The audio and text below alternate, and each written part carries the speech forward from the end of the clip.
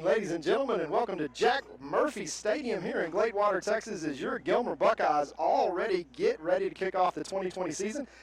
First time, Jeff, that we are on live video for all the Buckeye fans, the Army of Buckeyes. We sold out 500 tickets to parents of players in about 36 seconds, and we know that Gilmer Gladewater, if you harken back to 2014, is capable of putting 10,000 people in a place like this. But with COVID, it's a different year, and that gives us a huge opportunity to broadcast live. Thank you to the UIL changing that rule, and thank you to eTex for setting us up with all of this fantastic equipment. And, Jeff, finally, a little bit of normality. It's a Friday night in East Texas, and we're playing high school football. Yeah, this is my favorite time of year, obviously, Todd. This is kind of, some people look forward to Thanksgiving or Christmas or, whatever. And everybody has a favorite holiday, right? But my favorite holiday is the first day of football season. That's my first day. I look forward to it all year. And we got a beautiful night here, obviously having to push the game from last night over to tonight. And we've got a beautiful night. We've got a light breeze, probably about 8-knot breeze blowing out of the south. And we've got two great football teams here ready to play tonight. And, of course, what a better way to start off the season than starting off in Gladewater, Texas. The orange and black, the battle of the G-Towns, our old rivals from our day, Gladewater Bears versus Gilmer Buckeyes. Well, it doesn't get any better. And, COVID or no COVID, having live video, we're going to get to bring this to the Army of Buckeyes that is listening back in home and all over the world, quite frankly. We got people listening all the way over in Okinawa, Japan, and all over Europe. And I think it's tomorrow morning already over there in Japan. So good morning on your Saturday morning. Yeah, and they're getting up early for the Buckeyes are already playing on Saturday in Japan. So we are looking forward to this. These kids, I can promise you, looking forward to this. The debut tonight of new head coach and athletic director Alan Metzel. And it's a funny thing, Jeff, that 20 years ago tonight, the Gladewater Bears first installed their turf. And they came over, and the Gilmer Buckeyes came over under the direction of Jeff Traylor and beat them on the turf for the first night of their opening game. And obviously, ironically, all the way back to 1986, where Jack Murphy Stadium, the Gladewater Bears hadn't lost in about 11 years. Yeah, and Jeff Traylor, in his senior year, came over here and beat the Gladewater Bears. So probably this is one of the most even rivalries in terms of the last 100 years that is anywhere in Texas in general.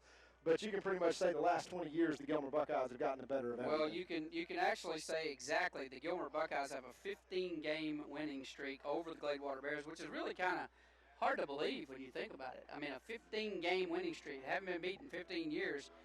And the last loss to them was in 2001. That was a 20-14 score. So that streak is there was a series down back in the 80s. Early 90s where Gladewater was real dominant over Gilmer, and that was kind of their heyday. They beat us 12 years in a row. Yeah. But it has certainly turned the tide, and the teams have met a lot of times. Now, the last time we met was in 2017. Gilmer won 49-39, and Gilmer leads the series currently between the two towns, 34-25 and 2 ties. Well, the Buckeyes come in here tonight after what was really a dominant performance last week against the Terrell Tigers in a scrimmage game. And obviously new athletic director, head coach Alan Metzel, Coach Lipsy, a new offensive coordinator, Coach Tommy Edwards, who's from Gladewater, who played in that 1986 game, is our Buckeyes defensive coordinator. All these guys have been around here forever.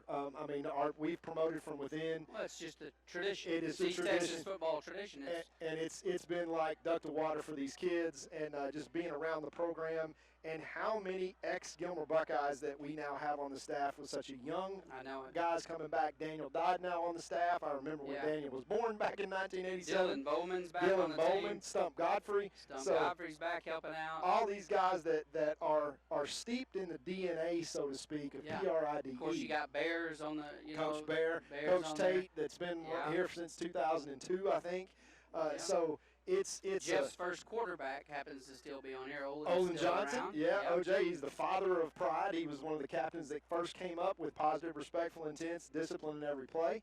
Yep. So it's been a kind of of a second coming and a second generation here that Coach Well, Allen it's fun makes to us. watch. We've sat in these chairs nearly about 20 years, and so we've watched a lot of these young men. I go all the way back to our first district, our state championship.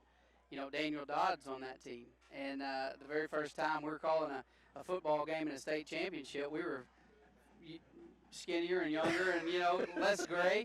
And Daniel now is come full circle and is back coaching with us. So it's kind of weird, but great in the same way. So I think back about that, the year my son was born, we won a state championship, and now Daniel is coaching my son. Yeah. Yep. So it's just kind of a cool thing, and that's what's great about small town and communities. And I want to apologize. We're going to apologize probably several times tonight for the sound quality. Joe's giving me the heads up over there that the sound quality is a little better.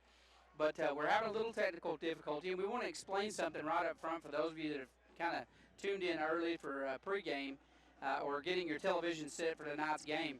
We're actually outside, as you can tell behind us, not in the stadium press box, because the press box is a little too small, and because we're able to bring video, live stream video to you, we can't shoot through. Their windows don't open, and they have smoked glass, and so we can't shoot through the glass. So we are going to be shooting outside, and this may happen several times through the season. And what that means is we also don't have a Cat 5 connection. We don't have a hardline connection, so we're using a wireless connection, and so we're at the mercy of Verizon out here.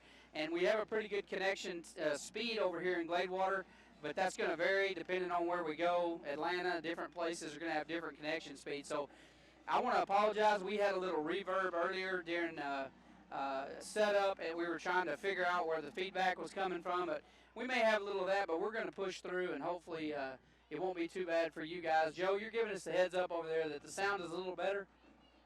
A little bit? Yeah, if it's not good, it's Joe's fault. He set up the sound piece. We did all the other stuff.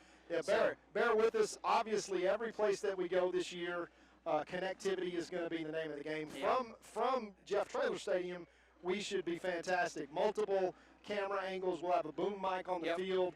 But literally, we are under the cross-country tent, as you can see behind us here, and we are as exposed as we could possibly be. Luckily, we got great weather for tonight, but we are literally running off of 2 extension cords that's coming out of the concession stand right behind us. Yeah, that's right. And if we ever lose connection, like if something happens and we just can't broadcast the live stream, you'll be able to go back to GilmerBuckeyes.com the next day and watch it. I think E-Tex probably will do a rerun like they normally do on Channel 1 or 601.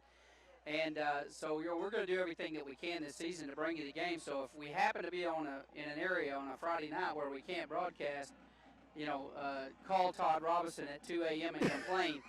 But we're gonna make sure you're able to see the game at least the next day. And so we're going to do our very best this year. But we're at the mercy of technology, and we don't have the budget of the NFL, so we can't guarantee anything. That's right. Well, but we do have E-Tex, which has gotten us this far, and quite frankly, given our test last week in Terrell and the coaching show, Jeff, that we're doing every week now, and then here with our setup, I think beating the alternative, which is listening to us just talk on the radio, I think this will be a major upgrade for Buckeye fans. So with that said, let's recognize some of our sponsors that are making all this possible here tonight and come back with a little pregame action. We'll be right back after a word from our sponsors. Hall of Fame inductees, Brent Godarzi and Marty Young. Back-to-back #1 trucking firm in the nation. Back-to-back best attorney and best law firm in East Texas.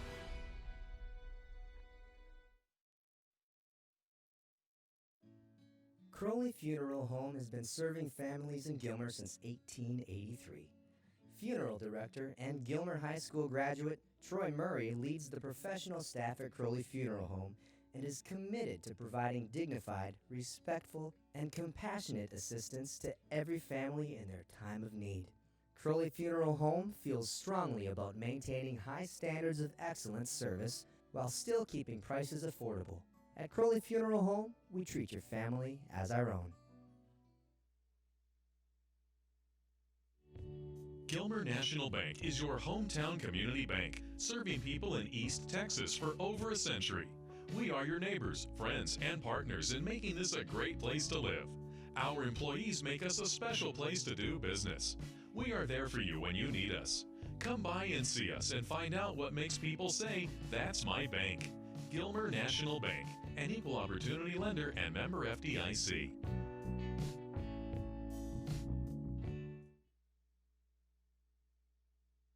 Hey, East Texas, Matt Darby here, and I serve as one of the pastors at New Beginnings Baptist Church in Gilmer and in Longview. Let me ask you a question. Are you looking for hope in your life right now? We believe that the answer is Jesus Christ, and every Sunday we fix our eyes on Him and we worship Jesus together. I want to invite you to one of our worship services at 8, 9:30, and 11 in Gilmer and in Longview. We'll see you there.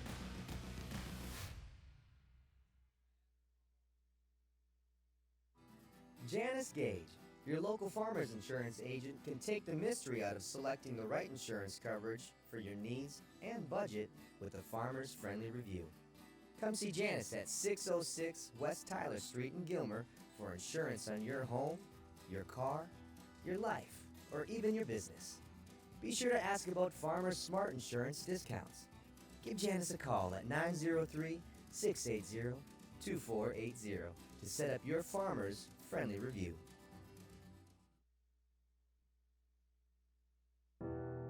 When tragedy strikes, you don't want to be in a position where you're second guessing your lawyer's ability or the resolve to get you fairly compensated. When you hire Goodars & Young, you know you're hiring a law firm that has nationally ranked settlements and verdicts. We have over 2 decades of experience holding 18 other companies accountable for their negligent action. Don't make the mistake of hiring anybody else. Hire the best. Hire Goodars & Young.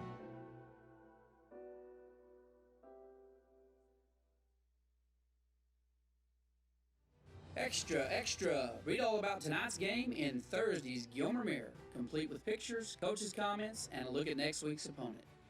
The Gilmer Mirror has been serving the citizens of Upshur County since 1877.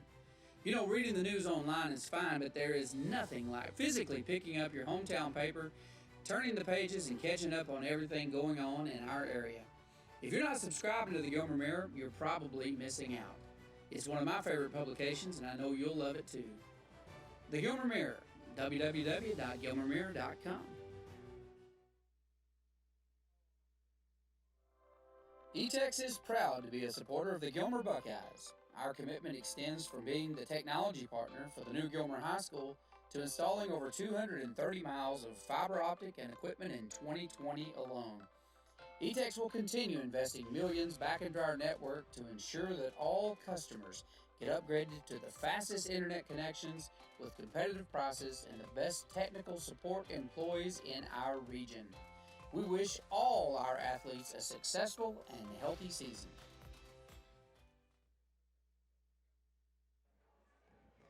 And we are back here in Gladewater, Texas, and Jack Murphy Stadium, and we appreciate everybody that's bearing with us as we work through our technical glitches.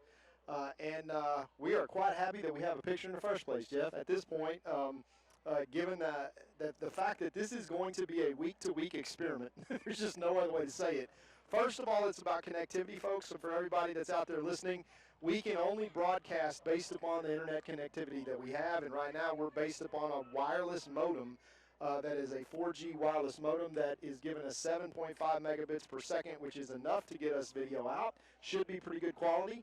For all you folks that are listening and are watching on Channel 1 with E-Tex, call Charlie Cano and tell him thank you very much. Yes, we do realize, Mom, that this G is backwards. Hopefully we'll sometime around halftime be able to figure that out. But hopefully when the game starts, that we won't be looking at our ugly mugs anymore anyway and be watching the Buckeyes. Jeff, let's talk a little bit about what we're going to see this season. We saw the Terrell Tigers in last week, and I want to start with that black flag defense. Obviously, for the first time in 20-plus years, Coach Tommy Edwards has got us running a 4-3 defense instead of that Arkansas 50 defense, designed to get into the backfield to create havoc. And I'm telling you, I don't know how penetration. Yeah, I don't know how good the Terrell Tigers are, but we did a number on them. Every time that we looked up, it was 2nd and 13, 3rd and 15. And if the Gilmer Buckeyes can get penetration on first down with this running attack, primarily against Gladewater, just like it was against Terrell, this may be a runaway with the Buckeyes at the very beginning, because we're going to talk about the offense here in a second. But it all starts about maximizing the opportunities for the offense with the number of plays, and that means getting off the field for the defense and limiting the opponent to be able to drive down the field. And that's a big difference that we see this year. And I just want to caveat one thing. Coach Todd Barr, that's been around, forever, ran that Arkansas 50 to perfection, won 3 state championships, and he did that for a reason. It's called personnel.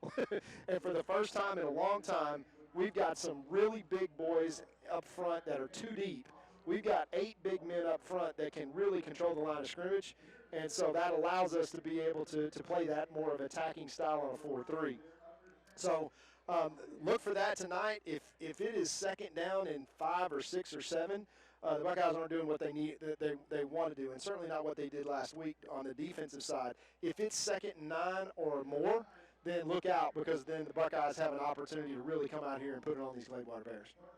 Yeah, that's exactly right, Todd. And you said it best earlier when you were talking about personnel, because that's one of the things that I talked to Alan about this week in the coaches show is, you make changes to your offense. Some of your plays are designed around personnel, around the kids that you got. So if you're real strong at the running back position, you're going to see the Buckeyes swing 60-40, maybe pass run 55, percent, whatever.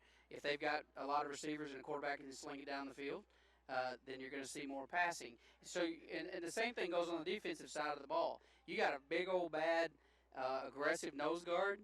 Yeah, we got one. You're gonna, we got 2. You're going to use him. And just to, we've got our school song. Okay, let's go to our school song right quick, Jeff.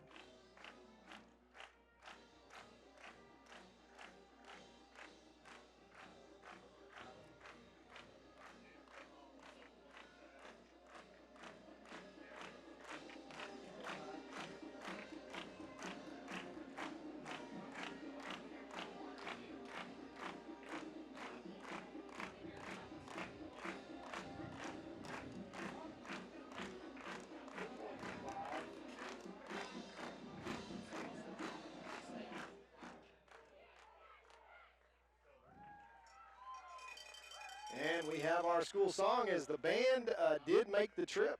We had a lot of confusion at the beginning of the week, and our staff and with Rick Albritton and Gilmer High School has done such a great job communicating. Obviously, these stands are pretty much full, and this is just the 500 people that we were limited to. Offered tickets to the parents, which I think was a great move, to come and see their kids perform on the football team and on the band and on the drill team, Jeff. So just a great atmosphere, despite the fact that we still very much have a half-empty stadium. But we know that all year long, from April on, that our Gilmer Independent School District staff has had to do all kinds of jumping through hoops to keep folks healthy and to keep everybody safe and where they need to be. I hope that we're very much on the downhill side of this.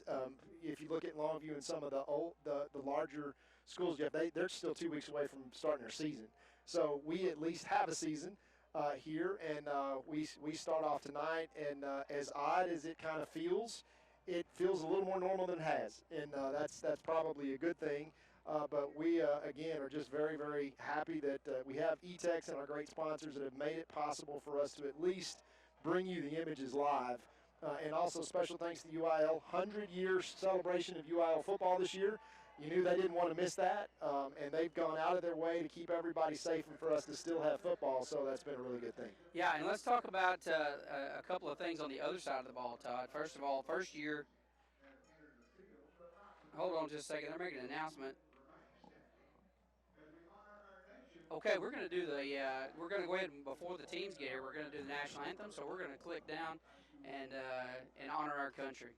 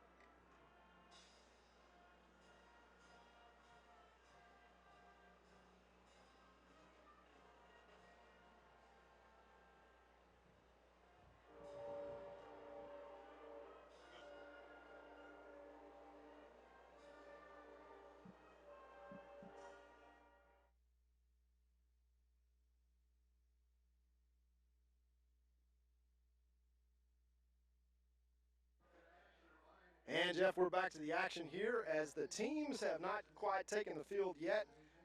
And our pregame activities, our clock says we are 6 minutes and 54 seconds away from playing time. So let's start talking a little bit about our opponent, the Gladewater Bears. Yeah, that gives us just enough time. This is Johnny. I'm not sure. How do you say his last name? Is it Louvier or Louver?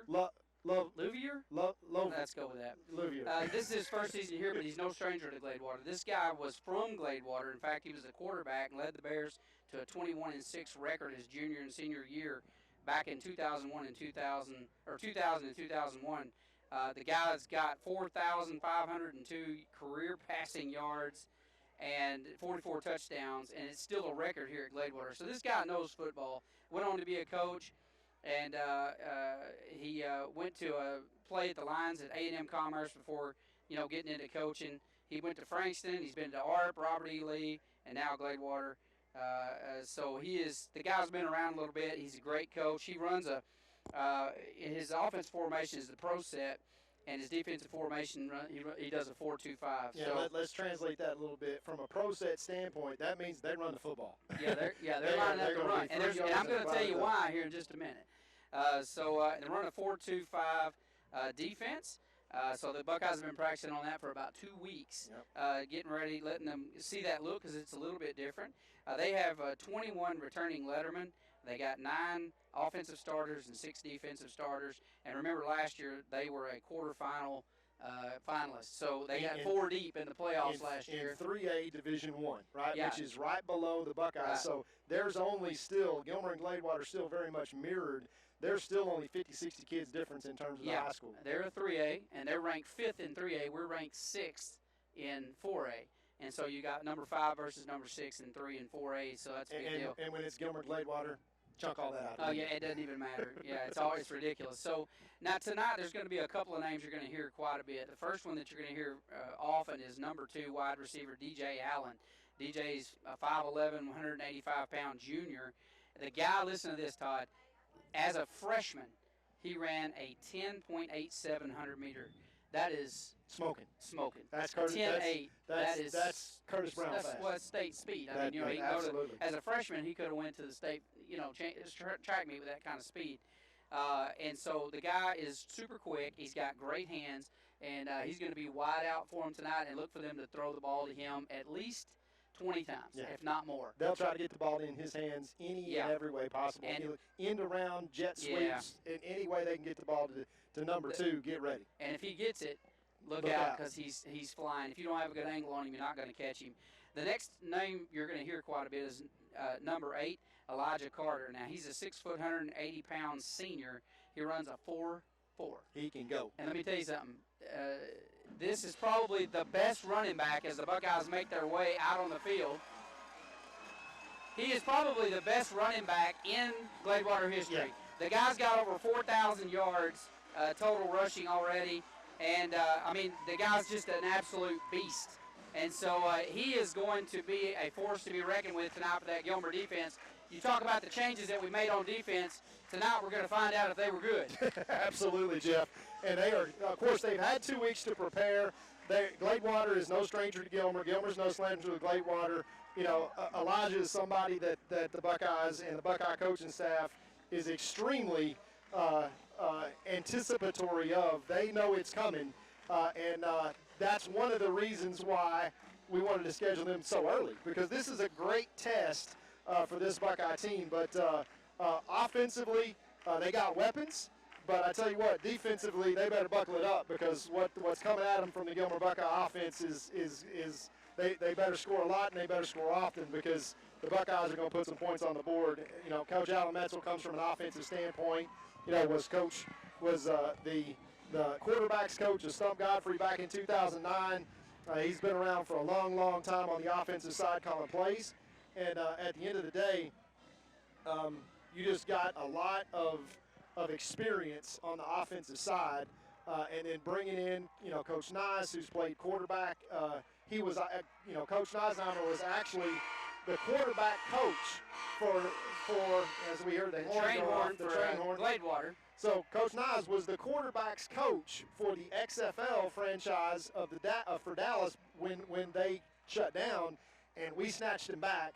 he played up in Canada. Then you got, of course, Stump Godfrey, who's back. Stump's been working with Brandon Tennyson literally since about April, which you're going to notice a whole different guy. He'll be your starter tonight. So BT, the junior, and don't forget that we've got a starter that has got 3-4 Division I scholarship offers in Mason Hurt, who's going to slide over and play receiver. And don't think that they're not going to play with those two combinations. Last year, Brandon Tennyson was one of the best receivers that the Buckeyes have. Now that's going to be flip-flop. But let me tell you something. You want to throw off a defense? That's a great way to do it, is throw in two different styles of quarterback, which you're going to see. And entirely different styles. Yeah. Brandon Tennyson, you guys, I mean, you probably knew him last year as a runner, electric, wheels for days. But he's been with Stump for about 5 months now, and he can sling it and get ready, because the next era, so to speak, of having that versatile quarterback in Gilmer is back. Now, Todd, what you're seeing here in the midfield, normally we have about 4 or 5 captains on each side. Social distancing. This is 2020, and in the spirit of, it's almost humorous, really, but because they're fixing to clash all night long. But in the spirit of social distancing, we're going to all stay 6 feet away from each other. The referees and umpires have on a mask down there, and they're flipping the coin at midfield. So we're going to find out who gets the ball first. And this is always a big deal because we like to get the ball first. Davion won the toss evidently, and I think the Buckeyes are going to take the football to start out with here, as the referee is going to signal the Buckeyes won the toss and will receive. So the Buckeyes are going to go on offense first, and you're going to see BT and this Buckeye offense. And so let the battle of G-Towns begin, Jeff, as we get ready to crank things up here in Gladewater, Texas.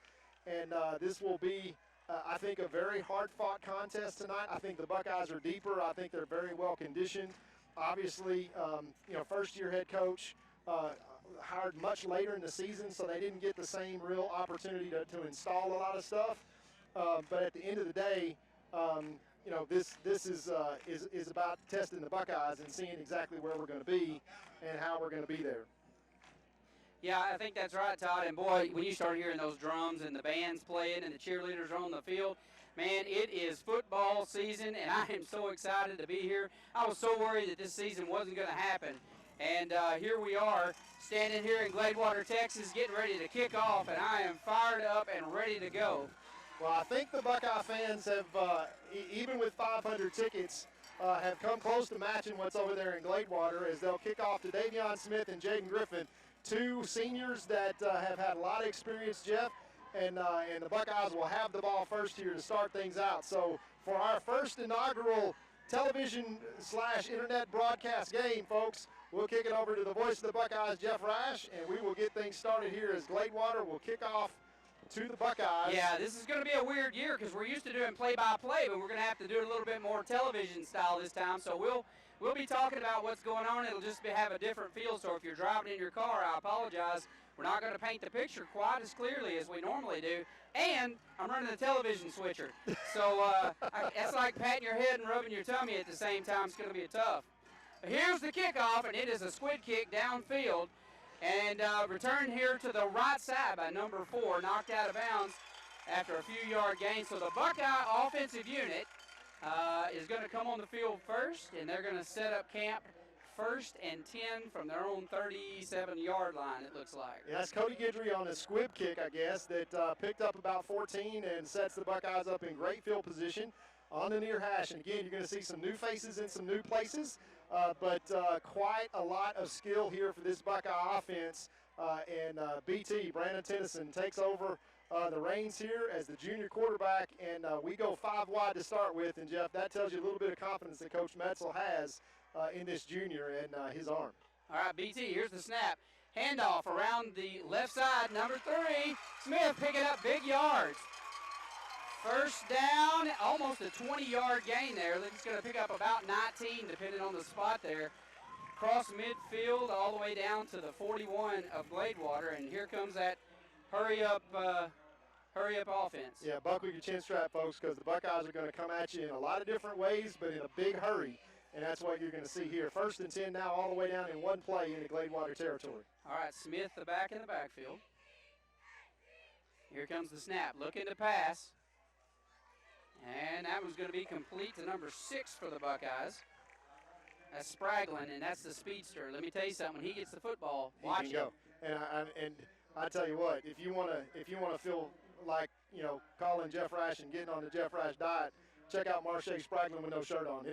It'll humble you. Yeah, that boy's put together. He looks just like me. Yeah, people get us confused all the time. All right, we got a little motion. Gladewater jumping off over here, so we're going to see how that's going to go.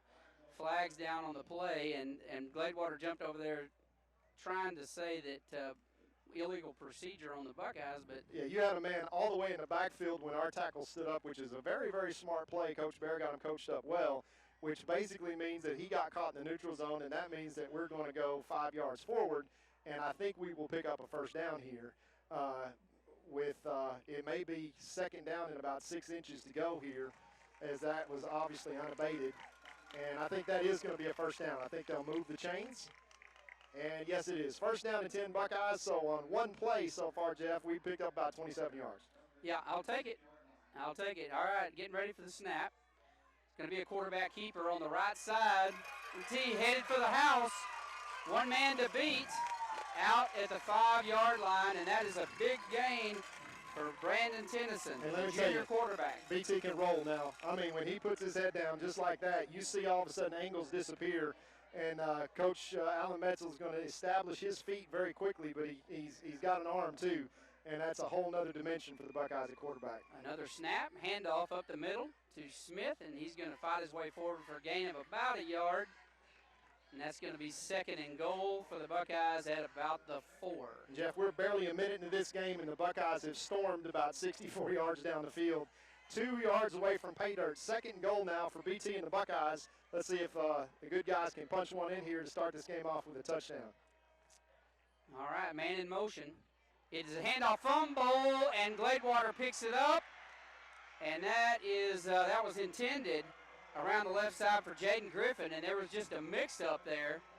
And, boy, what a lucky break for Gladewater as they pick up the fumble there on, it looks like, about the 18-yard line. So their offensive unit makes their way on the play, and you hate to see that after such a good drive, but that's the way the ball bounces. Yeah, I'm not sure exactly what that one was in terms of handing off, but that one got hung up on Jaden's hip, and it didn't look like he was intending to actually catch that or to take that handoff.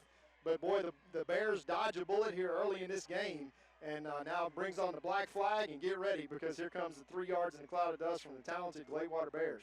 All right, we're going to see what they're going to go to right from the start. They're going to go to the air, and they launch one down midfield, and guess who that was intended to? That was number 2. We were talking about him earlier in pregame today. That's DJ Allen, the Division I wide receiver, runs about a 10.8. Yeah, he's the guy that runs he needed to run about a 10.4 on that one. Yeah. It's overthrew him about 1.5 yards, but you can see now that the Gladewater Bears are going to try to take advantage and this is a huge down right here now for the Buckeyes. Second down and long. If they can get them in third and long and hopefully get off the field. We'll look for this to be a handoff to number 8, Carter, and it is right up the middle, and Buckeyes just swarm to the ball. One of the things I love, he gets about a 4 or 5 yards gain there, and that's going to bring up, looks like 3rd and 6. And that's one of the things the Buckeyes really work on is swarm into the football, and the coaches teach them a very simple thing. If your value to the team is in direct proportion to your proximity to the ball when the whistle is blown. So if you're standing around watching the play, you're no good to your team. So we want 11 people around the ball every time that whistle's blown. Here's a money down for the Buckeyes to try to get off the field. This is going to be a passing down, but look for number 2 out there split wide to the right. Okay, we're looking at 3rd and 6. Fakes the handoff. Quarterback rolls to the right. Got a man open in the flats. He catches it. Big play here. Headed down the sideline, and it's a foot race. And he is pulling up, but he is going to take it all the way to the house for a Gladewater touchdown. And guess who that is? That's number 2, Jeff. DJ Allen. That's the D1 receiver that you're going to hear a lot about tonight. And that was just a short pass out in the flats on the right side, and Gladewater able to take that one all the way to the house with that speed of DJ Allen. Yeah, that's a simple little hitch route, and Gladewater obviously that they're trying to pick up a first down, and really all they're trying to do, Jeff, is just get the ball in his hands and let him make something happen. And you can see what happens when they get the ball in his hands. So this game started off as the extra point is up and good. This game began as what looked like the Buckeyes storming down the field, and a turnover on the 2-yard line, which is kind of a cardinal error to turn it over. And Gladewater, on just a couple of plays, manages to hit their own big play with their big athlete in space. And now the Buckeyes are going to be having to answer. Let's go to a quick commercial and come right back with more action. Two-time Hall of Fame inductees, Brent Godarsey and Marty Young. Back-to-back #1 trucking firm in the nation. Back-to-back best attorney and best law firm in East Texas.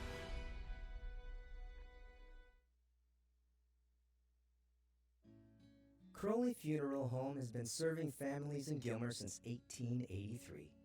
Funeral director and Gilmer High School graduate Troy Murray leads the professional staff at Crowley Funeral Home and is committed to providing dignified, respectful, and compassionate assistance to every family in their time of need. Crowley Funeral Home feels strongly about maintaining high standards of excellent service while still keeping prices affordable. At Crowley Funeral Home, we treat your family as our own. So back to the action here. Gladewater leads the Buckeyes 7-0 early in this contest. 9:22 left to play here in the first quarter. And the Buckeyes take the opening kickoff and storm down, fumble at their 2-yard line, and the Bears get it to their speedster, and he goes 68 yards to the house. And now let's see if the Buckeyes can answer. All right, here's another kickoff by Gladewater, the second one of the night. That's going to hit the end zone and out the back, so that's going to bring it out to the 25-yard line. So Buckeyes, kind of a tough break on that fumble, and it's early in the season. You're going to see a little bit of that on both sides of the ball. Unfortunately, it was the Buckeyes that time, but instead of getting 7 points, we gave Gladewater 7, or a chance at 7 instead. So Buckeyes are back out for redemption, 1st and 10 from the 25. And we've got a new back in the backfield. This will be number 24, Choice. Motion. Dropping back, BT firing one downfield, complete to number 12, That's Mason Hurt.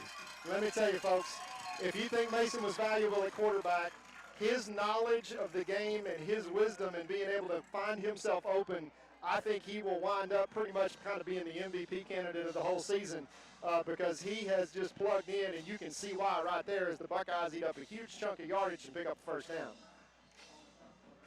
All right, once again, Choice, the running back. Tennyson, the quarterback. Heavy pressure, forced out of the pocket, and he's fighting for everything he can get. Probably got back to the original line of scrimmage. Yeah, they brought the house on that one, Jeff. And oh, he's going to lose. They're going to mark him back about 3 yards. Yeah, and he did a great job just to you lose 3 yards on that play. They brought an all-out blitz from both corners and pinched down tight and caught the Buckeyes in a play action. And BT almost managed to escape and get out the back door there. If he had, there's nobody home. But 2nd down and 12 now from the 40 as the Buckeyes want to answer very quickly here with 8:33 left in the first quarter, trailing 7-0. All right, Tennyson in the shotgun. Tight package from the Buckeyes. Tennyson rolls to the right, fires one downfield, got Mason Hurt wide open, and he is out of bounds around the 10-yard line. What a great catch. Hey, that combination there. You see BT rolling to the right and throwing on the run. You didn't see passes thrown like that on the run. With a rolling pocket since, dude number 10 that's standing down there on the sidelines was doing it. That's a thing of beauty, and it's almost impossible to defend because he's rolling to his right. You can't get pressure on a quarterback that's got those kind of wheels. All right, here's the snap. Quarterback keeper on the right side, Tennyson. And he gets down there, maybe picks up 1 or 2. That's a quarterback keeper, and right here, Jeff, is where the Buckeyes stalled out, turned it over in the red zone, a cardinal sin. And lost the huge momentum that they had from winning the toss. So they gave up a possession and, all kinds of yardage that went all for naught. And right now the Buckeyes need to execute and get on the scoreboard. All right, Choice, the back. 2 receivers left, 1 right. Handoff up the middle to Choice, and he's going to get almost his first touchdown as a varsity player.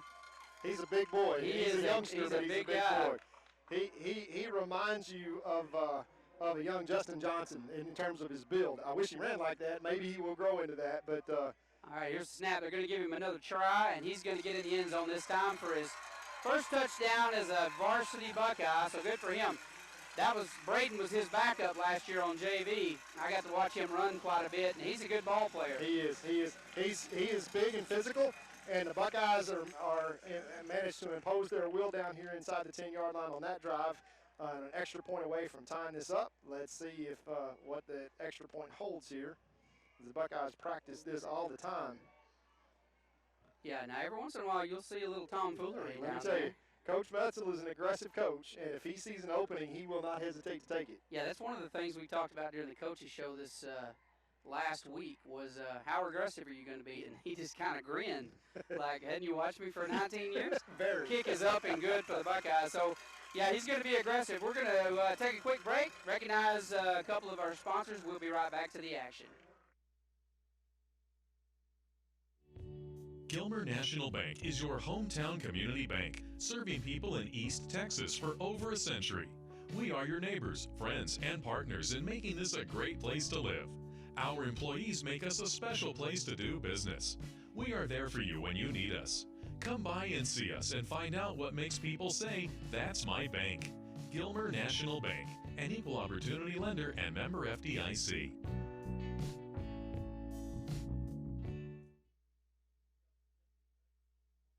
Hey, East Texas, Matt Darby here, and I serve as one of the pastors at New Beginnings Baptist Church in Gilmer and in Longview. Let me ask you a question. Are you looking for hope in your life right now? We believe that the answer is Jesus Christ, and every Sunday we fix our eyes on Him and we worship Jesus together. I want to invite you to one of our worship services at 8, 9:30, and 11 in Gilmer and in Longview. We'll see you there.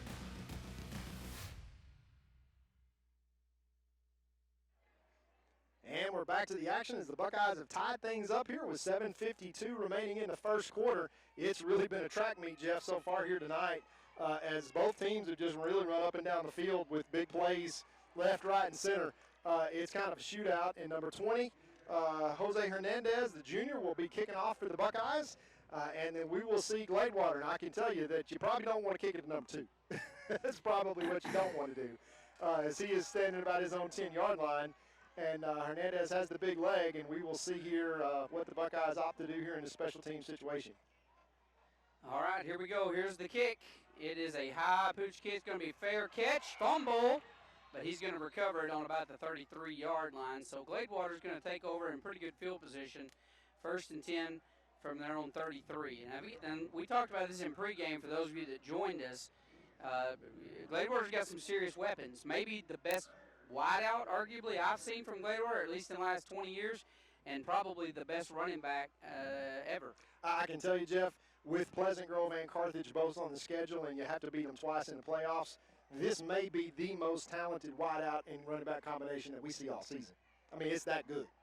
You got two legit 4-4 guys that are going to be absolutely playing on Saturdays, and the Buckeye defense out there with with kind of pick your poison. And again, it's all about disruption and penetration, and that's what they worked on all year. Let's see what Black Flag does here. All right, quarterback's going under center, fakes the handoff, rolls to the right, and dumps one out to number 10, the wide out there from Gladewater, and they're knocking on the door for first down. I believe they got it. Yeah, that's a great play because Luke Watson absolutely destroyed that running back. He pitched down from his outside linebacker position, and he just absolutely blew up their big running back number 8. And that would have been about a 3-yard loss, and it seemed like the quarterback pulled it out at the last second and hit that trailing, kind of hot route. And Gladewater Bears do pick up a first down. And I got to tell you, Gladewater looks very impressive. They're not as deep as the Buckeyes, but they're every bit as talented. Yeah, they really are. Well, they always are. I mean, and they're going to play up for Gilmer, of course, every time. Quarterback's under center, handoff up the middle, and the Buckeyes are just so far shutting everything down up the middle. That was a handoff to the big number 40, and he's in the fullback position, Jeff. He is about a yard and a half off the quarterback's backside, and that back number 8 is about another 8 yards deeper. That's that pro set we're talking exactly about. Right. They run that old style fullback, and I think we're going to have a penalty here against the Buckeyes that must be an offsides penalty because that brings up first down and 5. So I guess they are calling the Buckeyes lined up offsides, and that's a huge break for Gladewater because that would have been about 2nd and 9 instead of 2nd and 5, or 1st and 5. Yeah, so that's going to be a repeat first down. So 1st and 5. And again, look at that set down there with that fullback. He drops back, launches one down the field, and that's going to be overthrown. Coverage down there by Griffin. And I tell you, Jaden was stride for stride with the speedster on that play. Great coverage.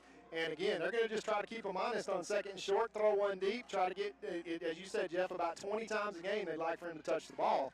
And that is, not a bad option when you got the best athlete on the field. I'd kind of try to get it to him every other down. Yeah, give it to number 8, give it to number 2. Yeah, we talk about that pro set, that little fullback's a yard behind the quarterback. You really can't see him. You know, he's kind of hid back there. So by the time you know he's got the football, he's good for 2 yards on most plays. And that's why they put the big guy back there that you see to barrel through. This is going to be a handoff this time. Around to the left side, that's the number 8, and he makes something out of nothing down here to get the that's what he gets paid to do right there. That's a speedster, number 8, and he gets down here, gets the first down. Yeah, the Buckeyes had him bottled up, but he bounced and bounced and bounced. And to your point, Jeff, that's just sheer speed around the corner as they get all the way down to the 45-yard line. And I thought we were going to have a holding penalty on that play as Luke Watson kind of got tackled in the backfield. And I'm not sure because they haven't moved the chains yet.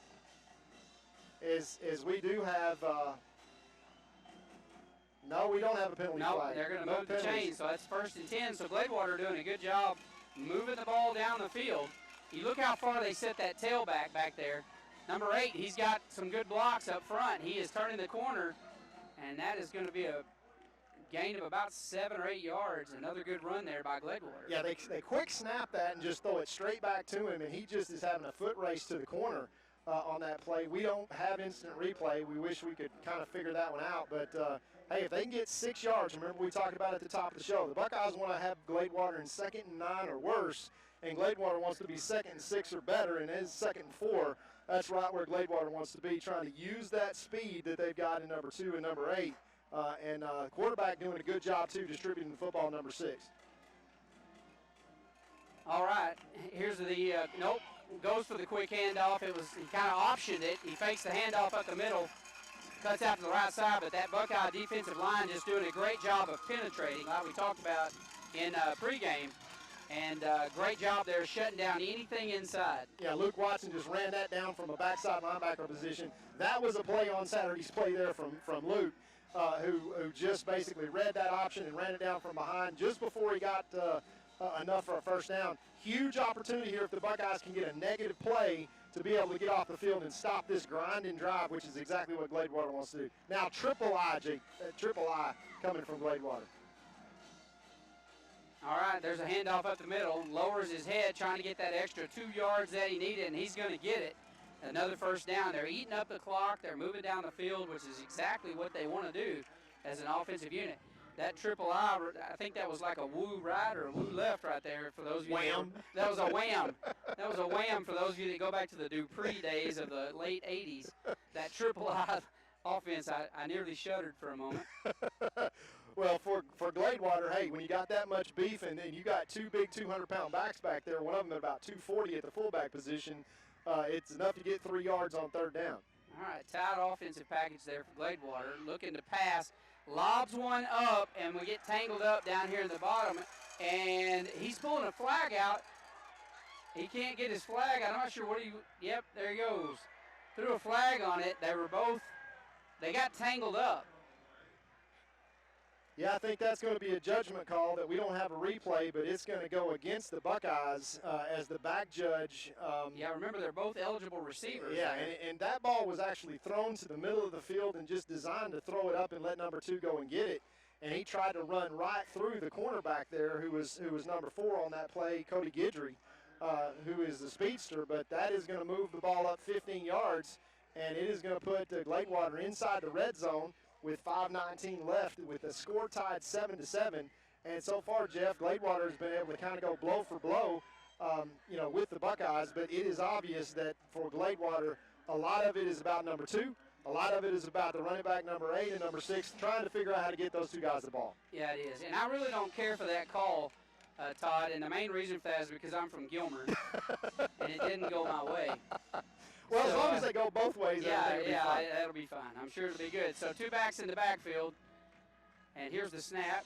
They're going to hand off the left side, and a good run there by the tailback for Gladewater. Picks up some good yardage down right around the first down marker. Yeah, it's going to be second down and about a half yard to go, but inside the 10-yard line. So for the Buckeyes on that play, that was just a straight lead draw where everybody basically went through the C gap on the left-hand side of the line and coming downhill from 8 yards deep. He had a head of steam going.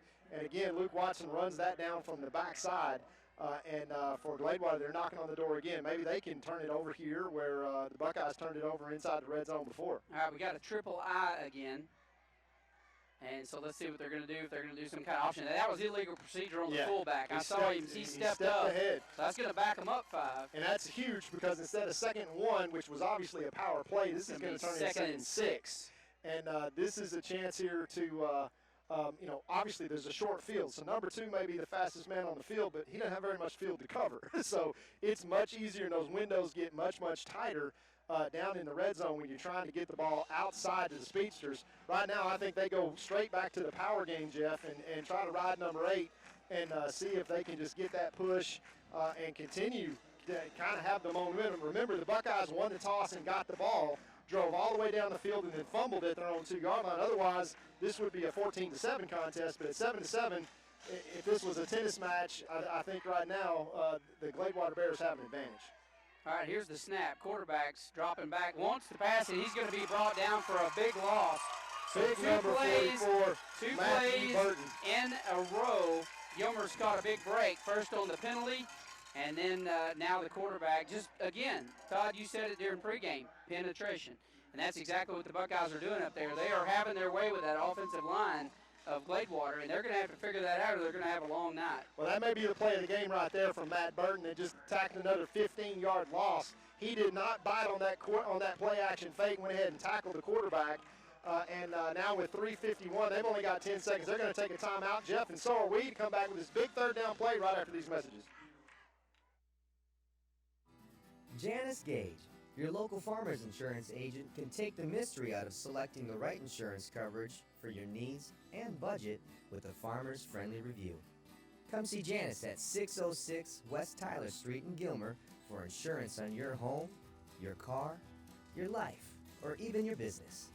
Be sure to ask about Farmer's Smart Insurance discounts. Give Janice a call at 903-680-2480 to set up your farmer's friendly review. And back to the action here on a big 3rd down play. We want to say a special shout out to everybody that's listening from all over the world. I think the winner of the furthest listener tonight has got to be Okinawa, Japan, and Brianna Jones, her dad, Chris Jones, class of 1990 in Gilmer. Her mom a Gladewater Bear, and she a Gladewater Bear as well. But she is listening to the Battle of G-Towns at 10 a.m. all the way in Japan, and we want to say Okinawa. Special shout out to her. So konnichiwa, and thanks for listening. She's listening in the future, Jeff. So it's just Yeah, tomorrow. she already knows the score. Yeah. I mean, don't text us. Don't yeah, spoil it. I don't wanna Don't know. spoil it. I don't want to know. Huge 3rd down and about 20 here for the Buckeyes, Jeff. Let's see if they got a negative play. Actually, it's for the Bears. 2 receivers wide to the right, 2 to the left, 1 back in the backfield. Here's the snap. Quarterback's in trouble, forced out to the right side, and he's going to be brought down after picking up 5 or 6. And we got a flag on the play. Yeah, and that's going to be more than likely that's a backbreaker for us because Jeff. That is number 55 for Gladewater, who lost his helmet and then continued on in the play. Okay, that's good. going to be 15 yards. Normally, what you Gladewater. got there is either a hold or a face mask, and I was thinking it might be a face mask against Gilmer. Yeah, when you lose your helmet, you need to absolutely stop. So that's going to be a 15-yard variety penalty, and that's for the own player's protection. You remember back for the Cowboys fans watching Jay Novacek lose his helmet and then run downfield and almost get killed because he didn't have his headgear on. And so that has been a rule against for about 3 years now across the way. Let's see if Coach Alametzel decides to decline this penalty and take it now 4th down. But that is absolutely going to be against Gladewater. Number 55 on that play. When you lose your helmet, you got to come out. But also the rule is, Jeff, if you lose your helmet in the middle of the play, you have to stop. You have to absolutely stop. You have to abstain from the play at that point. And he literally went and tried to push the pile long after he lost his helmet, and then flags flew everywhere. So I think it's a pretty obvious call, and Coach Metzel's trying to figure out, hey. Well, he is, because he's looking at down and distance. You know, he's sitting here looking at like 3rd and 20. It's like, do you take the penalty or let him repeat the down? He's going to take it, Jeff. So 4th down is going to be called against Gladewater, so he's not going to give those athletes number 2 a chance. That's a smart call by Coach Alan Metzel. Now let's see if they can pick it up on 4th and 20. That would be about a 38-yard field goal attempt right now. And I'm not sure that Gladewater's got that kind of a kicker, but now you get over to Coach Louvier, and he's got a decision to make. 3:41, interesting time here in the game. Jeff, I feel like the longer that we play, the advantages to the Buckeyes in terms of, those two guys, it's kind of a two-man show over there in Gladewater. They're going to get tired very quickly, especially playing at this pace.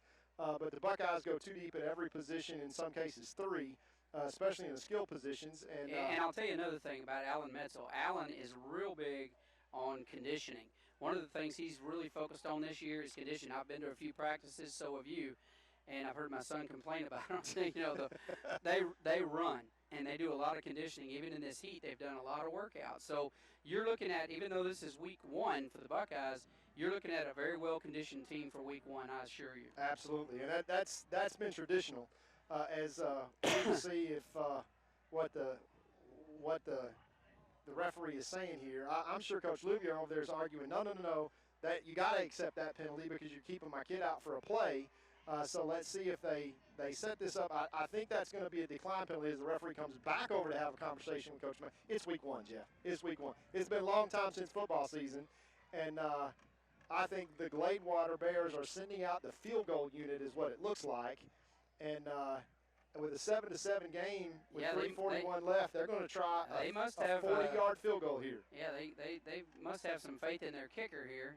He's lining up, and he'll be kicking that ball from the 30-yard line, so that's going to be a 40-yard attempt. He does have the wind at his back, so that's probably one of the determining factors here. It's a light breeze, but he does have a breeze, and well, if he can make it, remember, he kicked off and it went into the end zone on the fly, so he's got a big enough leg. But kicking it straight is kind of my golf game. It can attest to that fact. Is it long and straight is a hard combination. All right. Oh, it's a bad snap. So the Buckeyes are going to knock them down.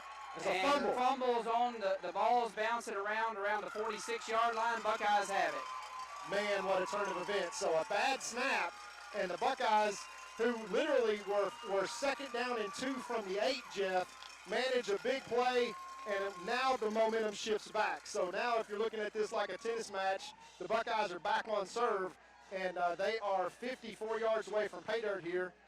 And let's see, as Mr. Albritton down there says, hey, turnabout's fair play. Now we got our turnover in the red zone, so that's 1-1. Every once in a while, we just need to point a camera at Rick Albritton to get his expression behind. Hey, no bigger Buckeye fan. He'll never sit in front of us again. Yeah, ever. 2 receivers right, 2 left. Now we've got 3 receivers stacked to the right. So BT's by himself in the shotgun. Forced out to the left side and dumps one off over there to number 15, and that's Watkins. And Jeff, that is the mark of the difference in BT in terms of last year he would have tucked that and run. This year he keeps his eyes down the field, takes an easy 7-yard play. It's a wide receiver that's just going out in the flats. That's very poised. Very poised. Very poised. Extremely. And he's also got that 4.4 speed, which helps a lot too. Doesn't hurt. Fakes the handoff. Quarterback keeper, left side. Down past the 40, the 35, and runs out of bounds. That's a first down for the Buckeyes. Well, we got a flag down, and I think that's going to be a hold out there against, I think that's Davion Smith that's out there blocking, or is that Jet Jones? I think that's going to come back, and it was kind of unnecessary because BT was going to step out of bounds with the first down. But that's going to be a hold from the spot, so that's going to pretty much be a repeat of the same play because BT picked up about 10 on the play, and it was a spot foul. So they're going to back them up 10 from the spot of the foul, and that's pretty much going to be, let's see if they back them up 10. So, Jeff, we go from 2nd and 4 to 2nd and 3. So that actually is a positive 1 yard gain on that play. But it's going to race a big gainer for BT, who manages to escape out the backside. But still great field position at the 47 of the Gladewater Bears. 2nd down and 3. The Buckeyes will take that. I'll tell you, the Buckeyes looking really good offensively for this first game here. Mason Hurt, the wide out to the right side here. Let's see if they do anything with him. He's dropping back looking for him. He's in trouble, and he gets pushed forward back almost to the line of scrimmage. Looks like he's going to lose a yard on that one. That's going to bring up 3rd and 5. Well, it kind of collapsed on him on that, and he tried to wait for the break for Mason Hurt to get open down the field, but that was a kind of a little bit more complicated route about 20 yards down the field. And when he tucked it to scramble, there was 3 Gladewater Bears waiting on him.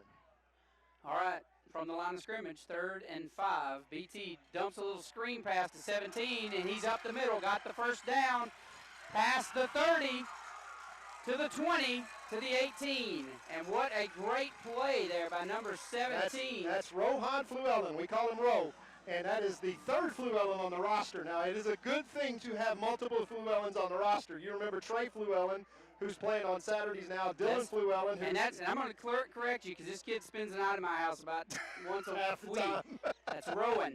It's Ro. Not Rohan, it's Rowan. That's right. And we just call him Ro for short. But yeah, and he's just a sophomore. But it looks like we've got more laundry on the field somehow because this is being taken back. And we got a flag down at the 35-yard line, and that's a hold against the Buckeyes once again. Blocking the back. So now, Jeff, instead of having 3rd and 6 when they do the spot foul, that's going to be 3rd and 1. So that's going to back it up to the 45 now, and so this is the 3rd time we've played 3rd down. Yeah, I was fixing to say, this is kind of an interesting series right here. We're gaining yardage. But it's kind of the weirdest way I've ever seen us do it. 40 to get 2. Yeah. So let's just call it some Gladewater Bear mathematics. It's working in their favor. I'm glad somebody down there knows what they're doing because it's getting confusing. And so it's going to bring up 3rd and 1, ball spotted on the 45 of the Bears. Buckeyes are going to send 2 wideouts to the left, 1 to the right. 1 back in the backfield, and they're going to hand off up the middle, and he's going to pick up the first down. So that's Marche Spraglin. I'm sorry, that's number 3. That's Devion Smith. And Devion is going to run tough. Now, you remember, Jeff, late in the season last year, how tough Devion as a running back really is. And he is not afraid to put his head down inside those tackles and go get first down, and he did it just then. Well, you see, too, how he holds the football. He's going up the middle. He knows he only needs a yard, and he's holding that football, trying to get those crucial yards. Low snap.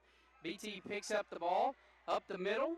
And he's going to pick up maybe about, we'll call that 3 yards. That's going to bring up 2nd and 7. Minute 53 left here in the first quarter still, 7-7, although these teams will run up and down the field on each other, Jeff. That's the only way to say it. And right now the Buckeyes trying to get into the position where they kind of are at least a serve ahead as both teams have exchanged turnovers deep in the other's territory. And the Buckeyes on the march here. All right, Guidry was in the backfield. They're going to dump it out to Guidry. Now watch this kid. He's got lightning speed. And if he ever breaks one, I mean, he is out there. And that, you talk about tough kids. And as he picks up another 3 yards or so, going to bring up, we'll call it 3rd and 5. Guidry is one of my favorite players. Not a big guy, but man, is that kid tough. He is really tough and really fast. And they've got him lined up as a running back right now by Tennyson. So they're not afraid to hand him the ball for sure. Here's the snap. And Tennyson's going down the left sideline and just a bit outside. So that pass was intended, of course, one of his favorite receivers, Griffin. And it was just thrown a little bit too far out of bounds, unattainable. So that's going to bring up 4th and 5. And this is what I talked to Alan about during the coaches show last week. You know, are you a 4th down guy? In your own territory, inside the opponent's 40. Every day. And again, he just looks at me like I'm stupid. And I've never watched football before, but he's not afraid to go for it on 4th, given the the down and distance. So he's got faith in his kids, and he's definitely going to go for it right here. Again, Guidry's lined up on the right side of Tennyson, and they want to talk it over a little bit. And so while they're talking it over on the sideline, we're going to go out and recognize some of our great sponsors, and we'll be right back after these messages. When tragedy strikes, You don't want to be in a position where you're second guessing your lawyer's ability or the resolve to get you fairly compensated. When you hire Goodars & Young, you know you're hiring a law firm that has nationally ranked settlements and verdicts. We have over 2 decades of experience holding 18-wheeler companies accountable for their negligent action. Don't make the mistake of hiring anybody else. Hire the best. Hire Goodars & Young.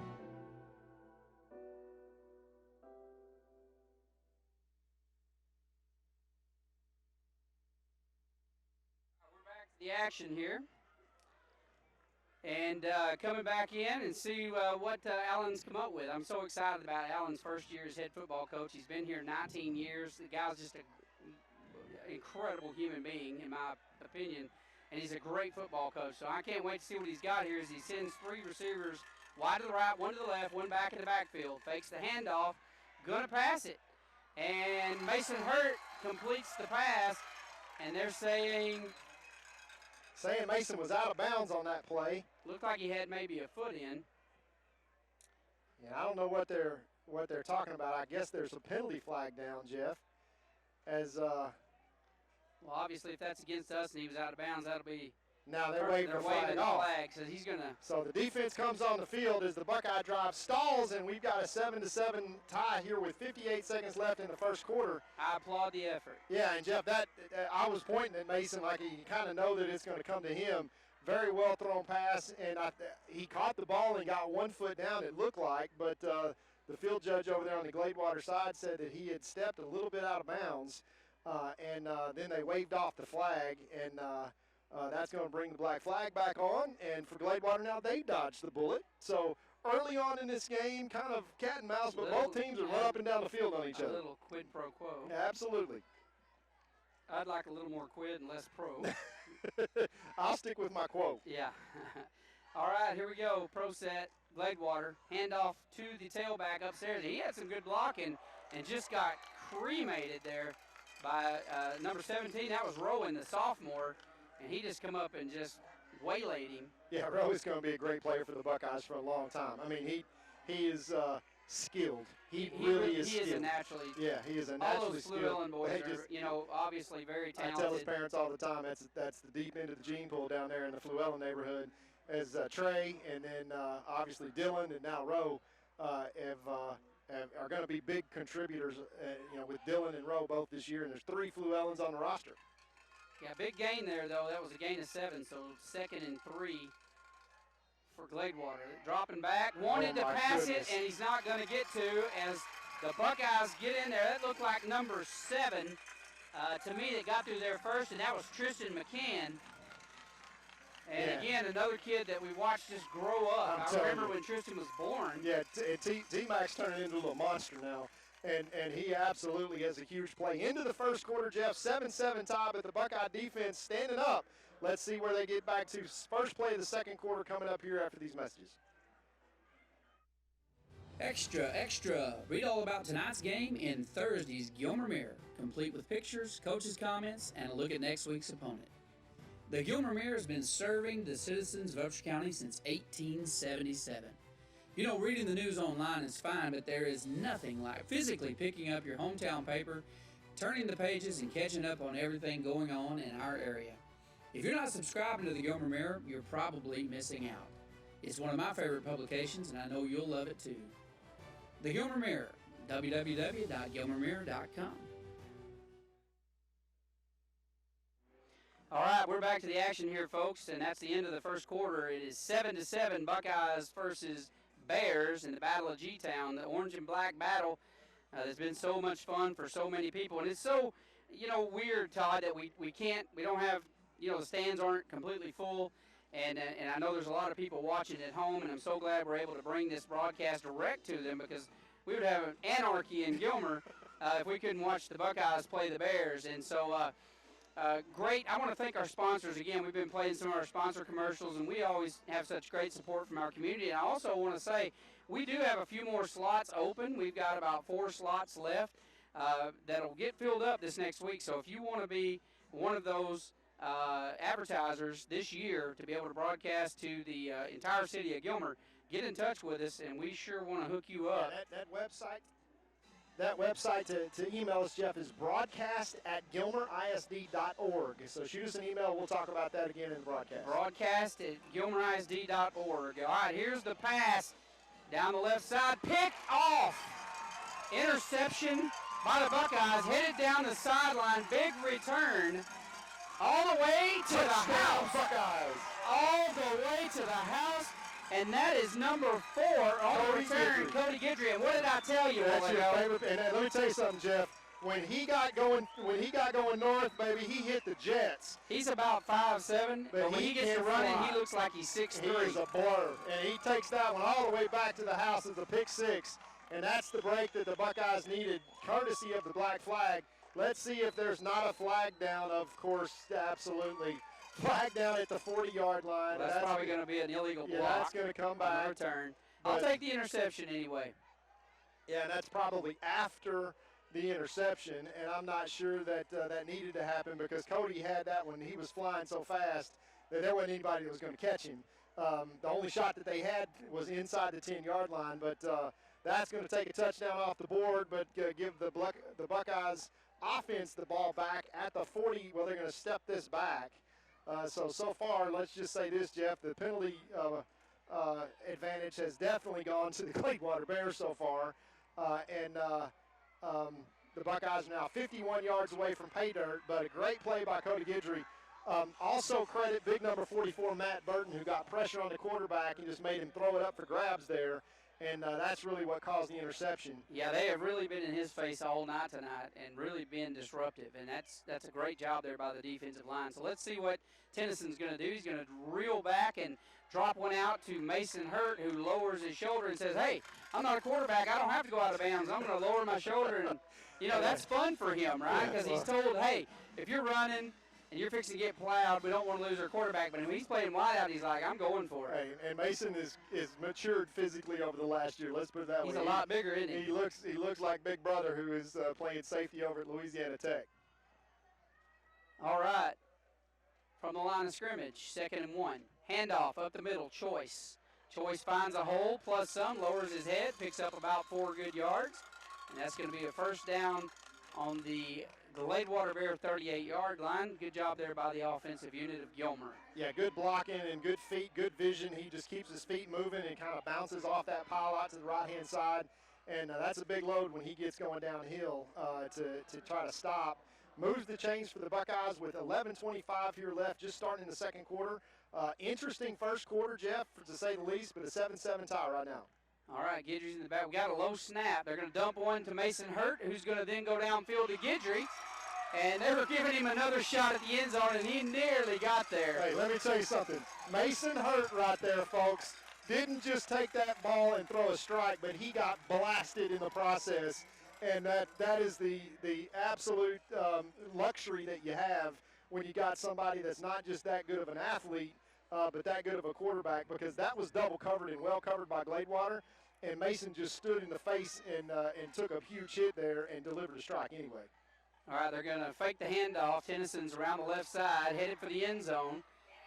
1 or 2 to beat. He gets down inside about the 2-yard line. First and goal. It's going to be 1st and goal. And I'll tell you something else about Mason being in a wideout position. A lot of people don't realize this, but one of the cool things about a quarterback playing wide receiver is he runs the routes like he wants a quarterback to throw to. I mean, you know what I'm saying? He knows what he's going to do. And so those guys have a great combination because they both can play that position interchangeably. Handoff to Choice for his 2nd career touchdown as a varsity Buckeye.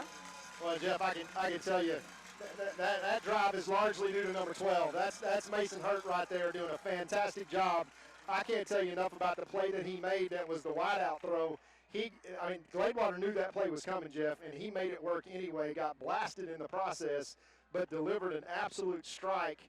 I tell you, to your point, Jeff, it's a good thing to have 3-4 Division I offers, and that's your backup quarterback. But he's also probably going to be the best wide receiver the Buckeyes have. Yeah, you know, I asked Alan during the coaches show this last week. Here's the snap. Kick is up and good.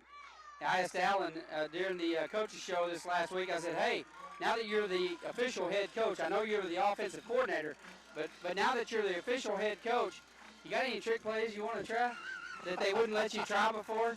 And he just kind of grinned. He said, "Oh, man, he throw a few things there." So I'm going to keep a tally all year, and I'm going to call that one. One. That's All right, one. so there's one And right there.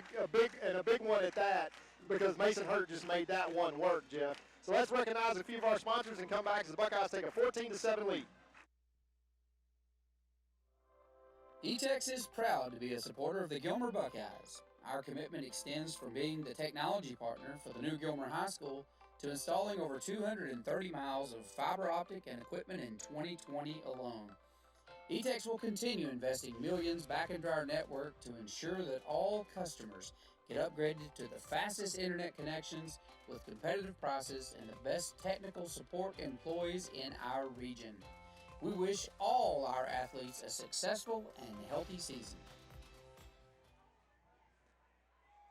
And back in action, we'll see if the Buckeyes get ready to kick off here after taking a 14-7 lead on a touchdown by Mr. Choice run, and that was set up by the two Buckeye quarterbacks, number 11 to number 12 to number 4, Guidry. And I'm telling you this year, I'm going to go ahead and tell you that during the coach's show, I'm going to be daring him to do stuff that might get him in trouble and be like, "Man, you don't have the guts to do that." Now, he won't care, and he's not going to listen. But I'm going to try to really dare him because Allen he's aggressive football. He's not here to jack around. He's here to win, and he's going to go for it very often. So there's the return. Pooch kick that's fair caught, and that's probably not a good fair catch at the 20-yard line. That's perfect for the Buckeyes, as number 11 for Gladewater fair catches that, and he probably had a good 7-8 yards to run. But you feel some momentum here that the black flag is bringing after that big turnover, and especially, Jeff, getting pressure on the quarterback. You feel like they're just grinding that offensive line down for Gladewater. Not a very deep team over there for Gladewater, certainly not as deep as the Buckeyes, but it's that relentless attacking from the front forward that the Buckeyes have. And Big Matthew Burton, now remember, Bryce Jimerson, who's probably the best defensive lineman on this team, out. Dylan Fluellen, probably the best wide receiver on this team, out. So the Buckeyes are doing this right now a little bit undermanned. All right, handoff up the middle, and they're just trying to find something up there. There's really not a lot to be had. Maybe 3-yard gain there on that one, maybe. So it's going to bring up 2nd and 7 for Gladewater. And again, that's big number 55 for the Buckeyes, getting penetration, and that 3 yards was all after first contact. So the Buckeyes want to get to first contact 3 yards deep in the backfield is the goal. And if they do that, Jeff, then you got a chance to slow that big back down, because remember, he's coming from 8 yards deep. He's coming downhill, and he's still got 3 positive yards. All right, Buckeye defense, well, they're stacking everybody up front, and either somebody moved or but we had a bunch of Buckeyes jump at once, so I'm going to say that's probably going to be illegal procedure up on that offensive line of Gladewater. Yeah, let's see what the call is. The Buckeyes haven't really gotten a call, and they don't get this one. This is offsides against the Buckeyes. So 2nd and about 8 is going to, or 2nd and about 6 is going to turn into 2nd down and 2. Well, they evidently went with a long snap count there because we had about 5 guys jump. So, you know, this is, Todd, this is what happens first game of the year. You have a lot of jitters, a lot of people are antsy. You haven't got your football mind back completely yet, and so you make a few more mistakes. You'll see less and less, hopefully, as the year progresses. 2nd short now, right where Gladewater wants to be. Let's see if they take a shot here, and watch for number 2. All right, quarterback drops back, options out to the left side, or to the right side rather, and we got 3 Buckeyes out there that say no sir, and he gets real deadly close to that first down marker. He's going to be a yard short, Jeff. This is going to be 3rd and 1. And this can be a critical play with 9:39 left. And Gladewater, I think, is going to take a timeout right here because we got Buckeye number 55 for the Buckeyes, a big defensive lineman. That's Gavin Lillier, who lost his helmet and is going to have to come off for a play. But 3rd down and inches right here, Jeff. This is will and just fortitude. Let's see who wins here, because the Buckeyes are going to try to get penetration. Let's see if they maybe try to be disciplined and have a long snap count again, because this could be the play of the game right here so far. Buckeyes lead 14-7 with 9:28 left in the first half. And Jeff, big play here with 3rd down and short, triple I. Yeah, they're going to go triple I, so you know they're going to do something short and up the middle. Let's see what that big defensive line can do here. We had movement. I don't think they saw it, but I think the fullback had a little movement before the snap. I don't see any flags anywhere. So yeah, he just kind of he tilted. He got the the signal to go in motion. He just took a little step to the left and reset, which is just like a guy going in motion.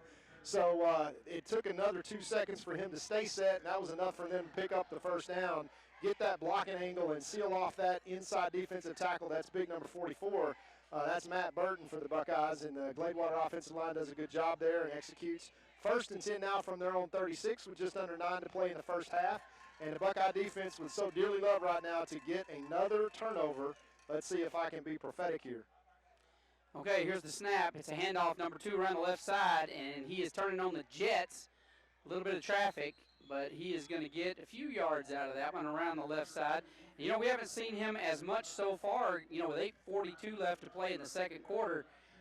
He's only touched the ball, what, 3-4 times? Yeah, one of them's been an 68-yard touchdown, and they've targeted him about 5 times to try to throw deep. But that was a run. That was the old typical jet sweep, and Luke Watson had him in his grasp there about 4 yards deep in the backfield, and he just flat outran the angle, and that's just some D1 speed.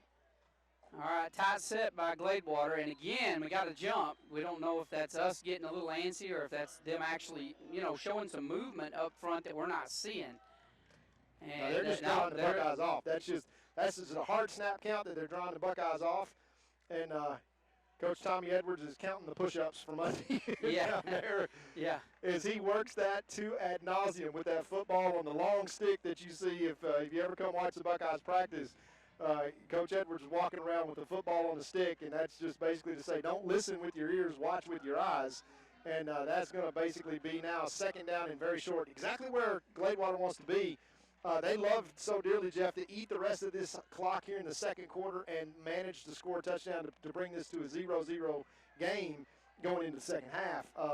You know, if the Buckeyes can find a way to stop them here and get the ball back and go up 2 scores, and it completely changes the nature of the game. Yeah, 8:42 obviously left to play in the second quarter. Gilmer leads 14-7. You're looking at 2nd and about a foot.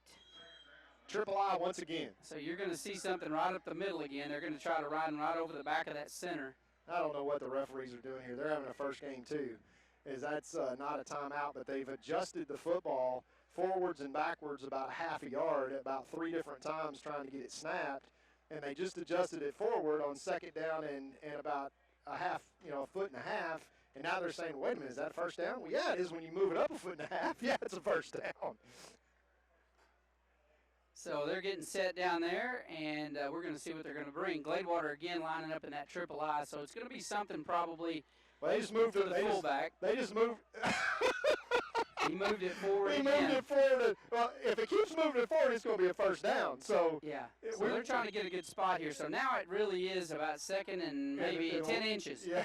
So from 2nd and 2 feet to 2nd and about 1/3 of that distance. Yeah, and so they're going to come right up the gut here. So we'll just see what they've got. Handed off actually to the tailback. So they let both fullbacks go through and try to make a hole, and certainly he got enough there. Nope, they're saying 3rd down there. The Buckeyes are giving the money signal, but nope, the ref says, nah, it's first down. Yeah, after the referee moved it up, literally, I mean, we started on the 46-yard line, and by the time that ball was snapped, the referees literally moved it up to 2/3 of the way to the 47-yard line. So first down, Gladewater nonetheless, 8:35, and Gladewater Bears right now just burning clock. If they can burn clock and end in a score, then their idea right now is to limit the snaps for the Buckeyes, and Black Flag's going to have to try to get penetration and cause some more havoc. All right, here's the handoff up the middle, and not a bad one. 5-yard gain, that's probably as good a handoff to the fullback that we've seen so far. 2nd and 5, Gladewater. They're now across midfield to the Buckeye 48-yard line. And remember, Jeff, that's what we talked about at the top of the show is where are they on 2nd down? 2nd down and 6 or better is great for Gladewater. The Buckeyes want them in 2nd down and 9 or worse. And right now the Buckeyes are losing that battle up front as they are just pounding the rock in Gladewater 3, 4, 5 yards at a time and hand it off to the big fullback. All right, here comes the play, 2nd and 5, and they do it again, handoff up the middle. And it is just a scrum right up in the gut. Looks like he's going to pick up about 3 yards there on the spot. So that's going to bring up 3rd and 2. Yeah, well, get ready for more triple I because 3 yards and eating up 25 seconds, 30 seconds of play is exactly where they want to be. A minute has clicked off the clock since this series started, Jeff. Now they got 3rd down and, let's call it about 2.5 yards to go. Taking their sweet time, huddling, and running that play clock down, and that's exactly where Gladewater wants to be. They're in 4-down territory as well right here, Jeff, so if the Buckeyes only give up about half this, look for them to go for it on 4th down. All right, they're going to go with their standard set, fullback, tailback, fakes to the tailback. He's in trouble. Quarterback's going down for a loss. Huge play there by the Buckeyes. You got to scratch your head on that one. They've been good for 2 yards with that triple I all night. I thought, man, that's all they're going to do all night is run that 2 yard, 2 yard, 2 yard. Yeah, now that I was shocked that they dropped back and trying to catch the Buckeyes sleeping. And the Buckeyes weren't sleeping. That pushes them all the way back. They're going to stay out there and I think run this clock all the way down and then take a timeout and then probably punt here if they don't just go straight into punting formation. As 13 seconds left on the play clock. No way Gladewater's really going to go for it here, I don't think, Jeff, in their own territory. I think they're going to try to get a quick kick. They're going to run all the play clock down and take a timeout. And they'll come and right then they'll here. come back out. Yeah, they'll come back out. They're going to take a timeout. And while they're doing that, we're going to take a little time out of our own, recognize some of our great sponsors. We'll be right back after these messages. 2-time Hall of Fame inductees, Brent Godarzi and Marty Young. What do you say? Back-to-back #1 trucking firm in the nation. Back-to-back best attorney and best law firm in East Texas.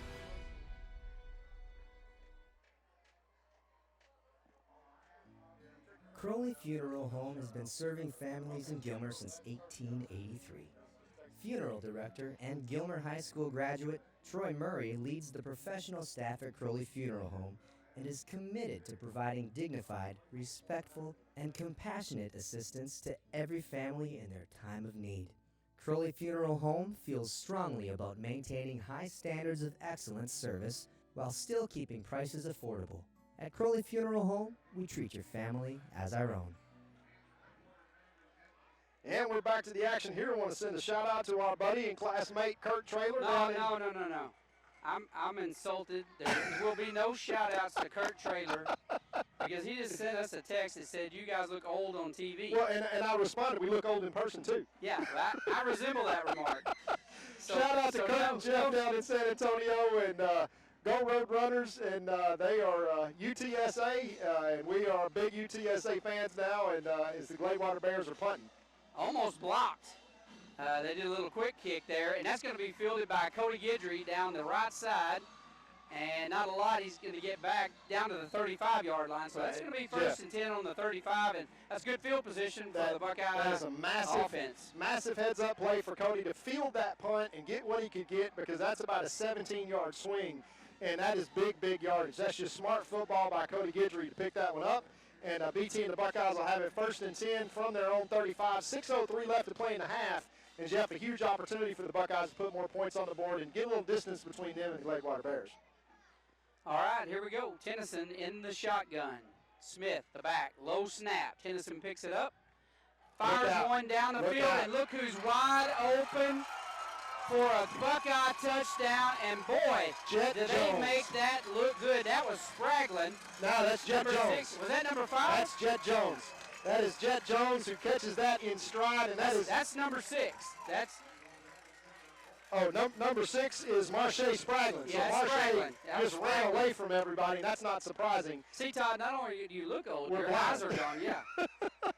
Well, hey, I'm only one number off. Between the two of us, we'll make a whole person. That's well, Marche had a touchdown on that play, and that was a beautifully thrown ball there by BT. And look at this. We're going Look for at 2, this. and the Buckeyes. There's some of that Alan Menzel stuff we're talking Well, about right there. we got a flag down on the play, and so let's see what the call is here as the Buckeyes try to go for 2 and try to basically put a little extra distance. That's probably going to be illegal procedure or offsides. No, that's going to be illegal procedure. Buckeyes hadn't got a break all night, but that's okay. They're 20-7 on the scoreboard as one single play is all it takes for BT to Marche Spraglin for a 65-yard touchdown pass. And the Buckeyes, just like that, take this to 20-7, and that was a one-play, 65-yard, 13-second drive, Jeff. and the Buckeyes now put some serious pressure on Gladewater as they have a chance to, with 5:54 left, to get a stop and then to go put some more points on the board. And that right there, what you just saw, is Brandon Tennyson, is his ability to throw the football, and that's about as good as it gets.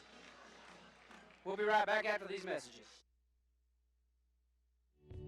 Gilmer National Bank is your hometown community bank, serving people in East Texas for over a century. We are your neighbors, friends, and partners in making this a great place to live. Our employees make us a special place to do business. We are there for you when you need us. Come by and see us and find out what makes people say, "That's my bank." Gilmer National Bank, an equal opportunity lender and member FDIC.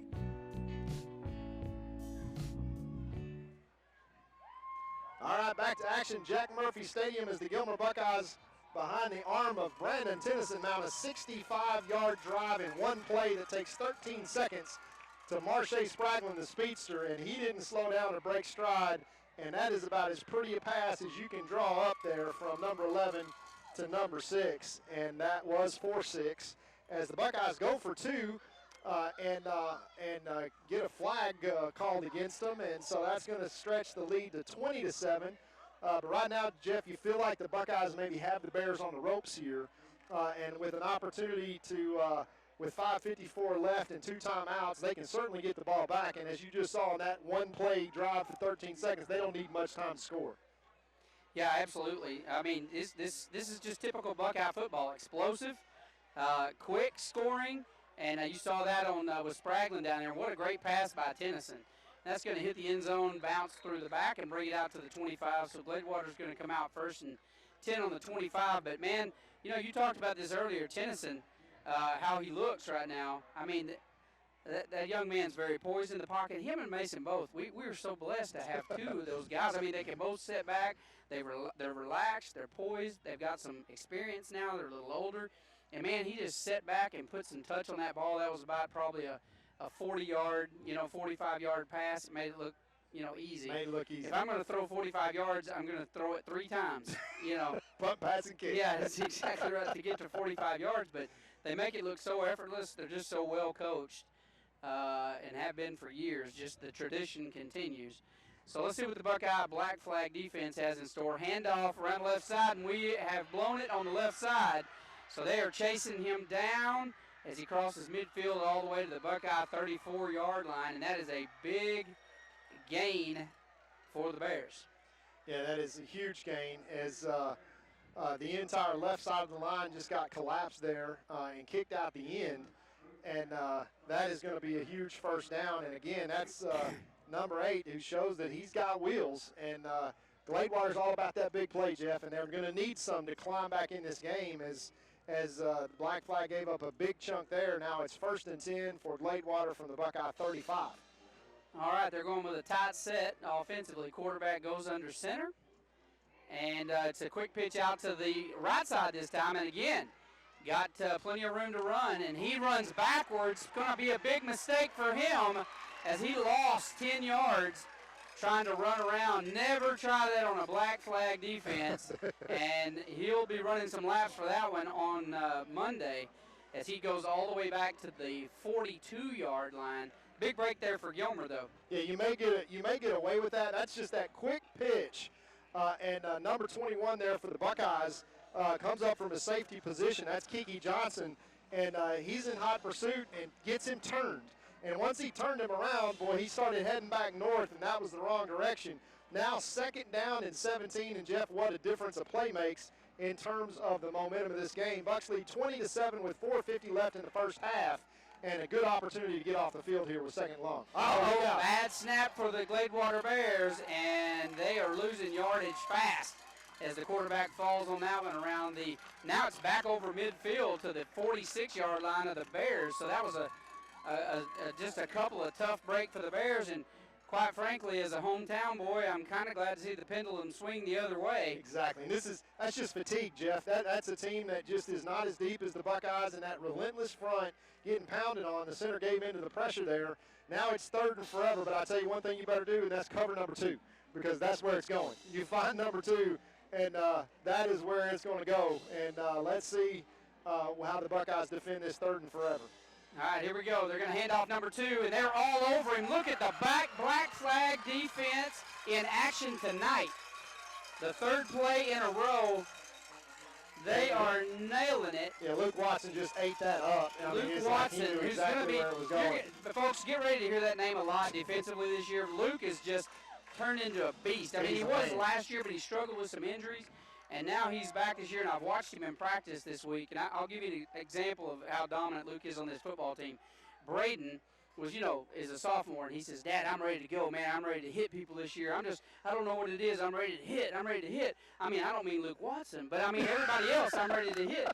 And I was like, well, why not Luke Watson, Braden? And he's like, Dad, have you seen Luke Watson? He's a man. Have you seen Luke Watson? Let me tell you, it looked like Luke camped out in between 2 places, the weight room and a big jar of protein.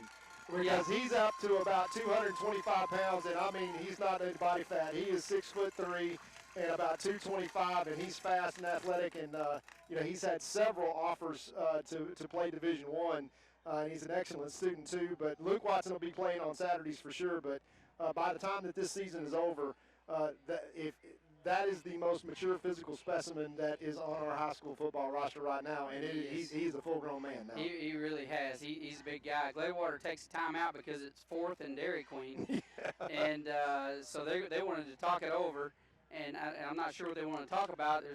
I don't know what you would do right here, Todd, but I know what I would do. You're going to punt it and hope that the Buckeyes don't do this again, because with 3:18 left here in this first half, the Buckeyes took exactly 13 seconds and 1 play to score on the last drive. And if they do that again, Jeff, this is going to go and get out of hand very quickly. And remember, this was a 7-7 game less than a minute and a half ago on the clock. I mean, it's blown up very quickly here for the Buckeyes.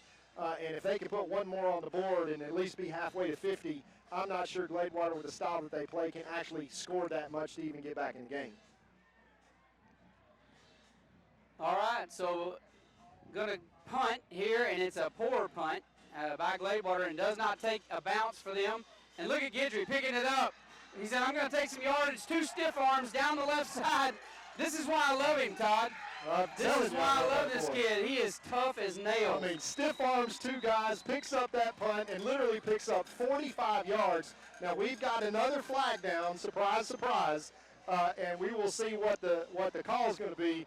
But regardless, you just love to see Cody Guidry, all 5'7", 140 pounds of him, stiff arming 2 Gladewater Bears, using them for leverage, running away from them.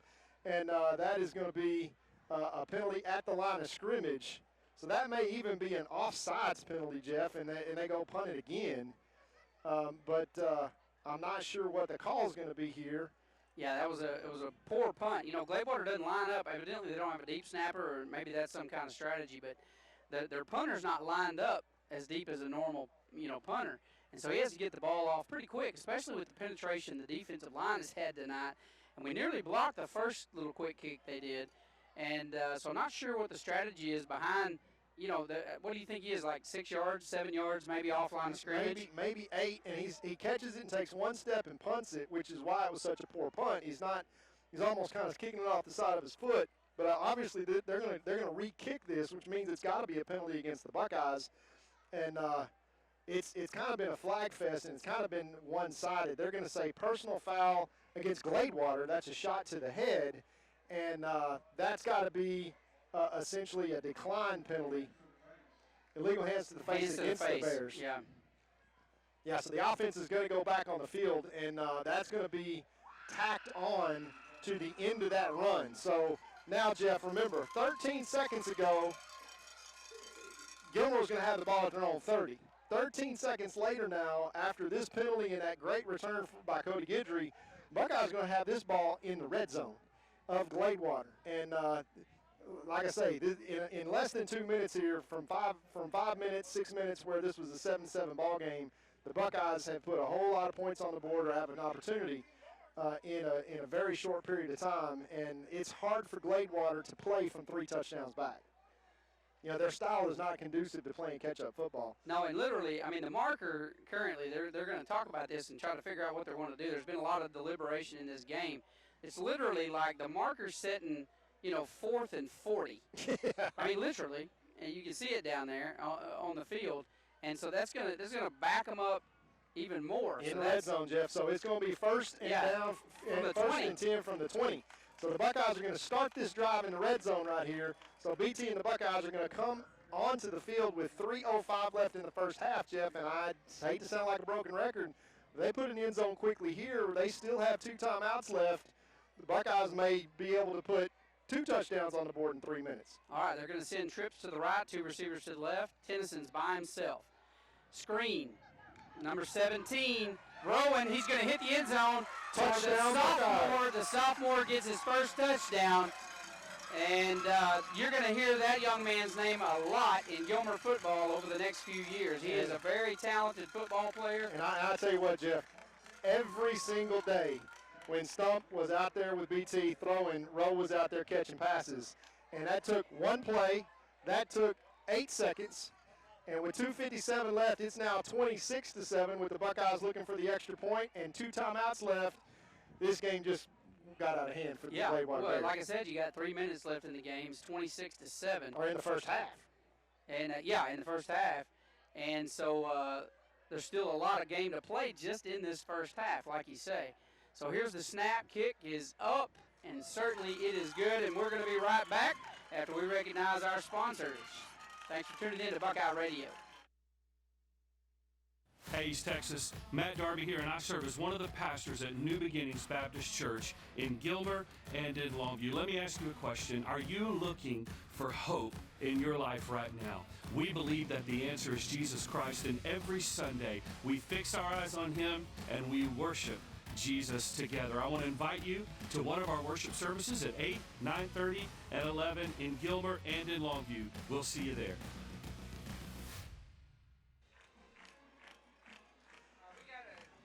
We got a couple of shout-outs I want to do. One is to the cross-country team. I want to thank Rusty for providing this for us. Cross-country team who has a meet tomorrow. I have a daughter, in fact, going to be running tomorrow, but they provided us with this canopy here tonight. We've got the backdrop, the whole shooting match, nice setup. The beautiful thing is that although my mother watching at home thinks that our G's are backwards, we're just trying to promote the cross-country team. Step back for a second, Jeff. Yeah, this way? Yeah, see cross-country. Cross-country. Right there. That actually looks correct on your screen, although we look completely backwards, but what else is new? We are, yeah. What is completely new. And you saw that last commercial there, that bald-headed guy, that was my pastor. I'm glad to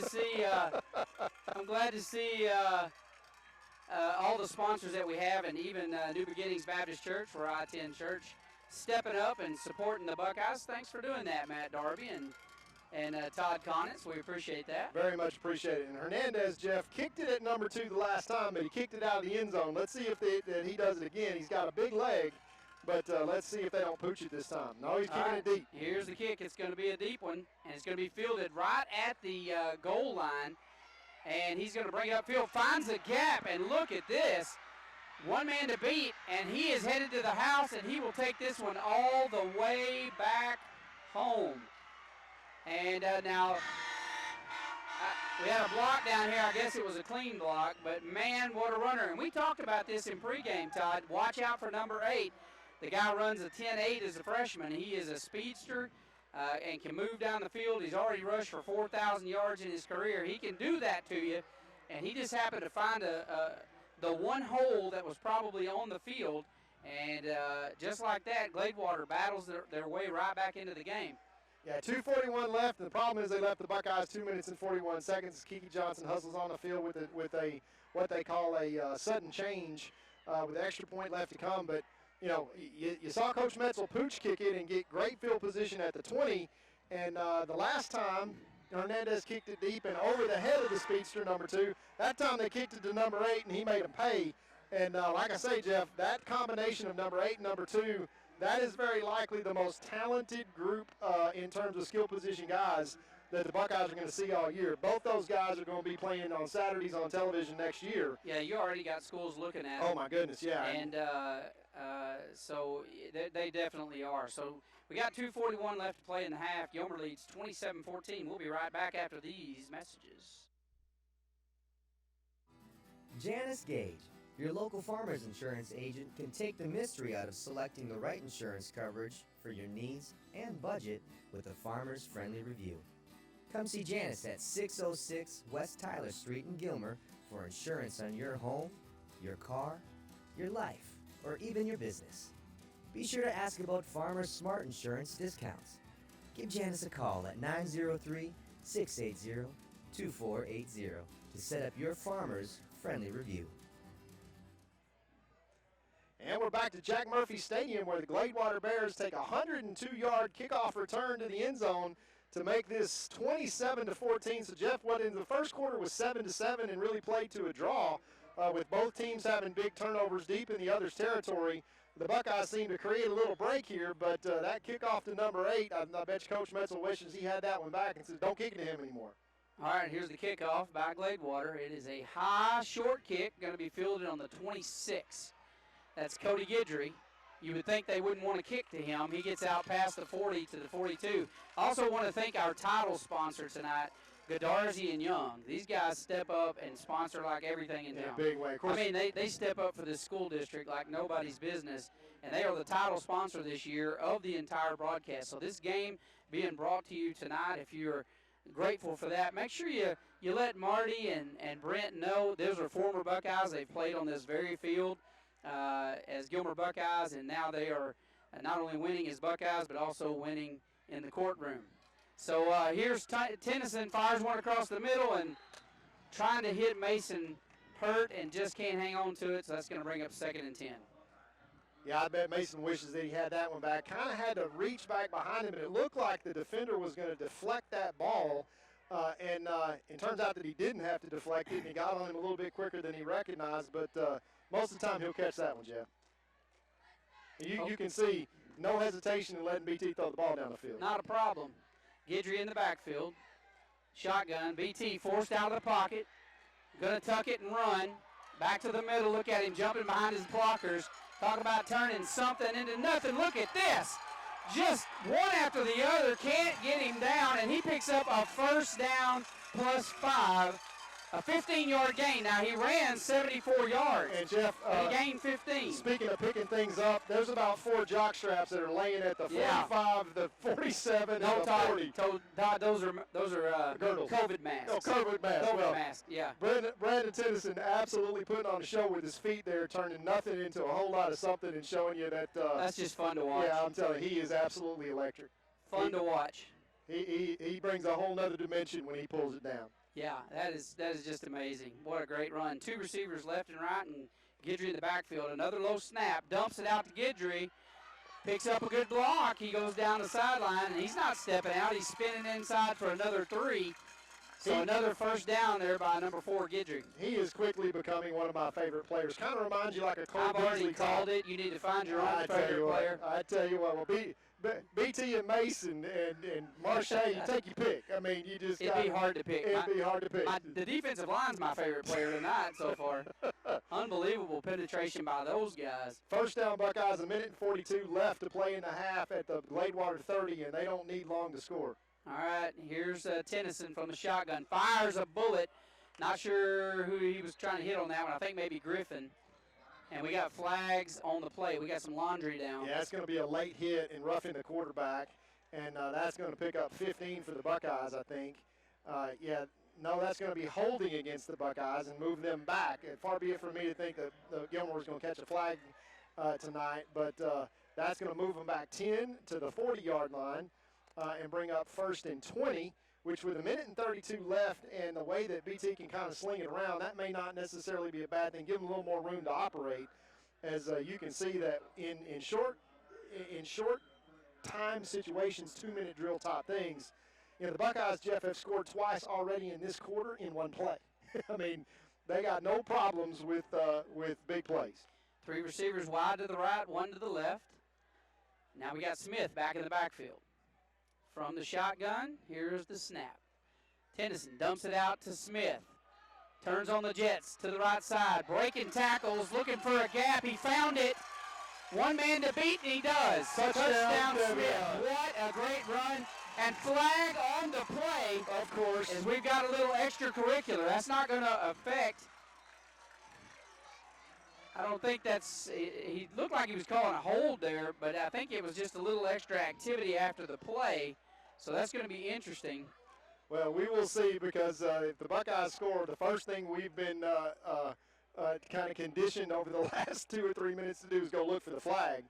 And I tell you what, Davion, basically I think got fired up watching BT put on his little show, and he kind of said, he just flipped a little pass out to the backfield, and he kind of said, watch this. And Davion just outran, to your point, hitting the Jets at about the 20-yard line and made 2 great moves inside the 10. One Gladewater Bear still down at the 5-yard line. But I don't see the flag, Jeff. Do you see where the flag is?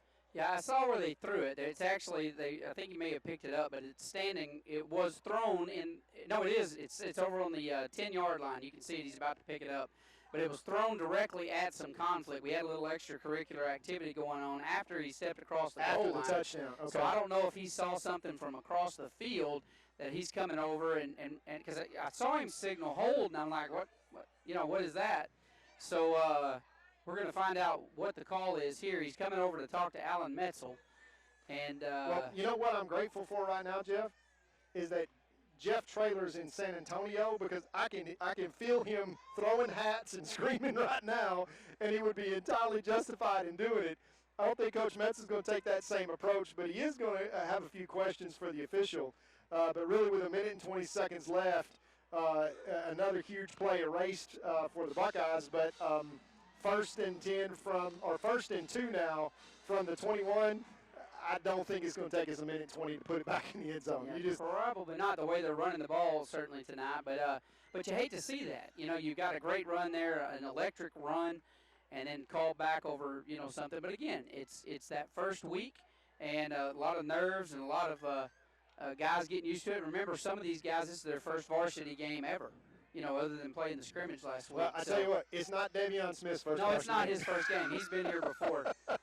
He hit the Jets on that one. That's a highlight film run, regardless of whether that was on the Alondra was on the field or not, because that young man's going to have a chance to do it on Saturdays too. We want to shout out to Parker Dodd, also watching all the way in Utah.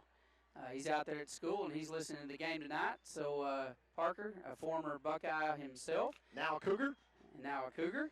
D1 athlete himself, and a really good one. Say hey to Parker, and we miss you here, bud, and go do your thing. All right, here we go. Buckeyes handoff, fakes a handoff. Nope, does handoff. Up the middle, and look at this. Choice is just battling him forward. And the junior is just showing his mustard as he battles his way up the field. He's already scored 2 touchdowns tonight. First game as varsity player. Well, one thing that happened there, Jeff, is that no time ran off the clock. They're running the clock now down to, I guess, 1 minute and 13 seconds, because the guy, his first game for him too, he forgot to hit the button. So we'll take a quick time out and be right back after these messages. When tragedy strikes, you don't want to be in a position where you're second-guessing your lawyer's ability or the resolve to get you fairly compensated. When you hire Godarzi & Young, you know you're hiring a law firm that has nationally ranked settlements and verdicts.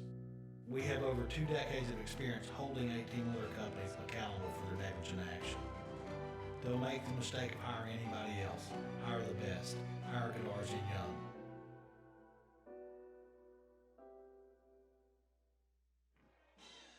And we're back.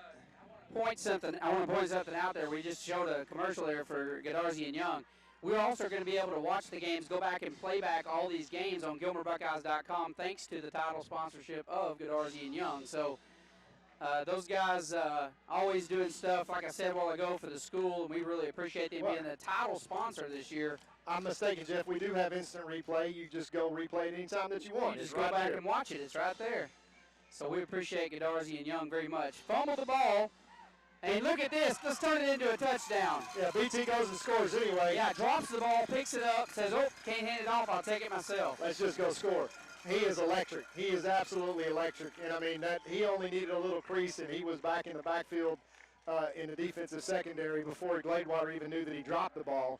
And we still got 1 minute and 6 seconds left. Coach Metzel still has 2 timeouts. So, now we stretch this to 33-14, and Jeff, what started out in the first quarter is a 7-7 game, but lots of excitement as the teams ran up and down the field. You kind of got the feeling that the Buckeyes in their depth, and we're going to kind of get relaxed as the extra point is up and good, to move this to 34-14. 20-point lead, 3 scores for the Buckeyes. And we'll be right back and finish up this first half right after these messages from our great sponsors. Extra, extra! Read all about tonight's game in Thursday's Gilmer Mirror, complete with pictures, coaches' comments, and a look at next week's opponent. The Gilmer Mirror has been serving the citizens of Upshur County since 1877. You know, reading the news online is fine, but there is nothing like physically picking up your hometown paper, turning the pages, and catching up on everything going on in our area.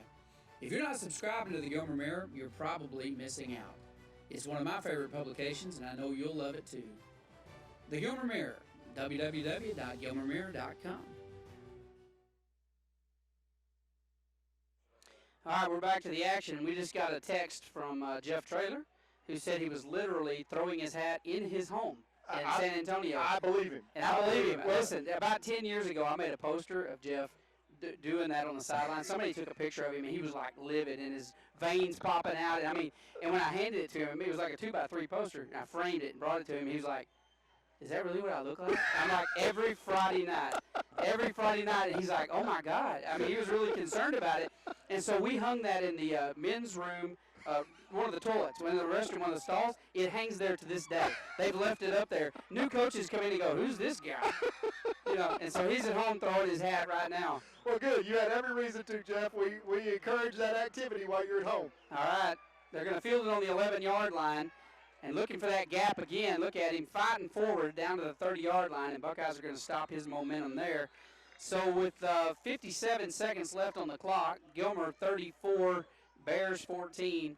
The offensive unit of the Bears is going to slowly come out. Now, you start seeing a little bit of fatigue or defeat in their tempo. Yeah. You can always watch that in a team. You see the psychology. The players start getting frustrated. They start hanging their hats, hands on their hips. They don't come out on the field with the same zest they did at first. And some of that's fatigue and early in the season, and some of it is like, oh my gosh, look at the scoreboard, it's 34-14. They're a long way from out of this game if they'll play. But once you get it in your head that you're done, you're done. Well, that black flag defense has a little bit to do with that as well. All right, handoff to the tailback up the middle, and he's got a little room to run as he gets about 9 yards on that carry.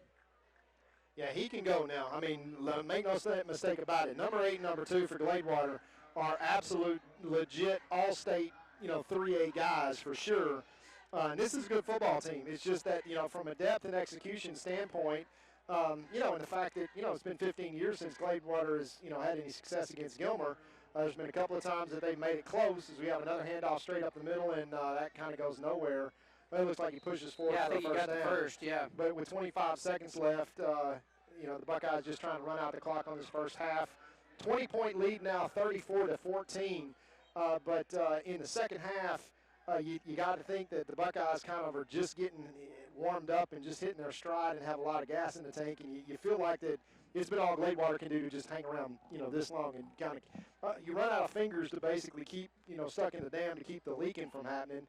That's another handoff to the tailback up the middle, and he sneaks through the line somehow or another and picks up about 3. And that's the half. So 34-14, the Gilmer Buckeyes dominant in the second quarter after a 7-7 first quarter. And we will come back with the Gladewater High School band who will perform here, Jeff. And then we'll come back with some halftime statistics, and then we will jump to the second half. Yeah, now unfortunately the Gilmer band's not going to perform tonight. Normally, one of our goals this year, Charlie Cano at E-Tex, who's helped us with a lot of our setup this year, as well as Eric Conitz and Russell, we really appreciate their expertise in helping us get set up. But the band is not going to be performing tonight.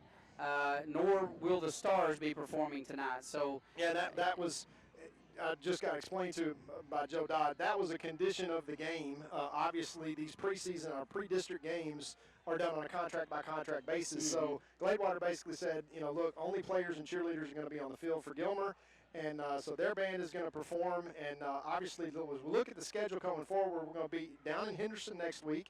And we're going to be then up in Atlanta next week, and those rules could be completely different. So the preseason games are done, our pre-district games are done contract to contract. The district games then, Jeff, are all done under one set of rules. And then the playoffs, hey, who knows it? UIL is doing great right now to just kind of get from week to week. They do such Well, a the whole fantastic world is job. that way. That's Where exactly it's right. just kind of turbulent. I'm just glad to see these young people back in school. And speaking of which, I'm so proud to see them go back to a brand new school. And so they are so proud of the school that they have. And we're excited for them. It's something that's going to be great for our town and something that we're very excited about. So we're going to sit here and we're going to let you guys watch the Gladewater Bearettes, or what? What are the Honey Bears. The Honey Bears. The Honey Okay, Bears. the Honey Bears. They're going to perform for you, and then the band's going to march, and then we're going to go to some commercial breaks, Jeff, and then we'll be back with the second half of action. One quick thing we want to say is that we're going to go straight to live camera microphones. So with crowd noise, we're not responsible for anything that happens in the crowd. So No, anything that happens in the crowd, if you hear cursing, yelling, anything obnoxious, it's probably Joe Dodd. The odds are you can call Joe Dodd, and that's probably who it was. You got a 95% chance of nailing it. So just assume that. So we're gonna take a break, but please enjoy the band.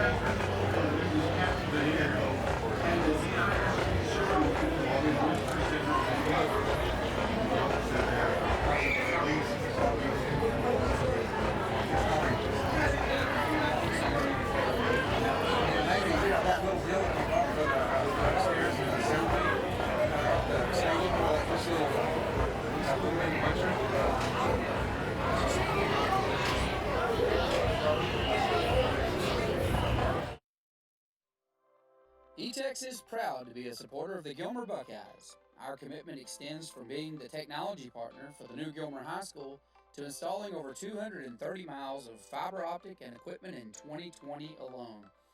E-Tex will continue investing millions back into our network to ensure that all customers get upgraded to the fastest internet connections with competitive prices and the best technical support employees in our region. We wish all our athletes a successful and healthy season.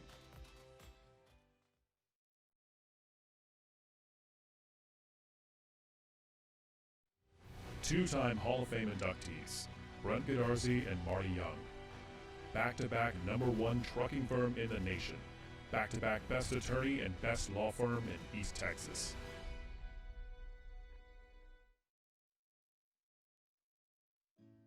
Crowley Funeral Home has been serving families in Gilmer since 1883. Funeral director and Gilmer High School graduate Troy Murray leads the professional staff at Crowley Funeral Home and is committed to providing dignified, respectful, and compassionate assistance to every family in their time of need. Crowley Funeral Home feels strongly about maintaining high standards of excellent service while still keeping prices affordable. At Crowley Funeral Home, we treat your family as our own. Gilmer National Bank is your hometown community bank, serving people in East Texas for over a century. We are your neighbors, friends, and partners in making this a great place to live. Our employees make us a special place to do business. We are there for you when you need us. Come by and see us and find out what makes people say, "That's my bank." Gilmer National Bank, an equal opportunity lender and member FDIC.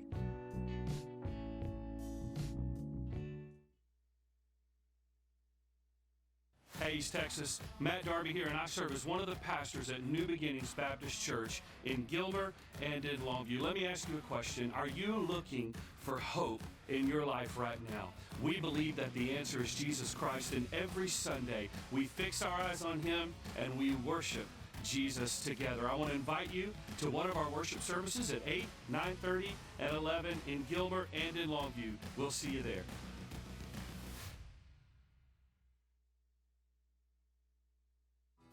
Janice Gage, your local farmer's insurance agent, can take the mystery out of selecting the right insurance coverage for your needs and budget with a farmer's friendly review. Come see Janice at 606 West Tyler Street in Gilmer for insurance on your home, your car, your life, or even your business. Be sure to ask about Farmer's Smart Insurance discounts.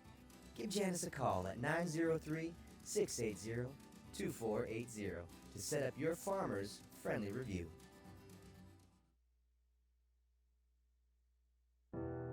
When tragedy strikes, you don't want to be in a position where you're second guessing your lawyer's ability or the resolve to get you fairly compensated.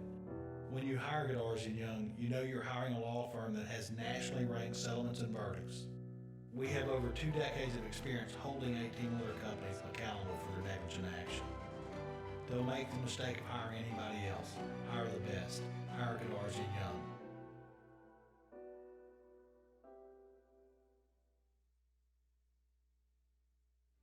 Extra, extra! Read all about tonight's game in Thursday's Gilmer Mirror, complete with pictures, coaches' comments, and a look at next week's opponent.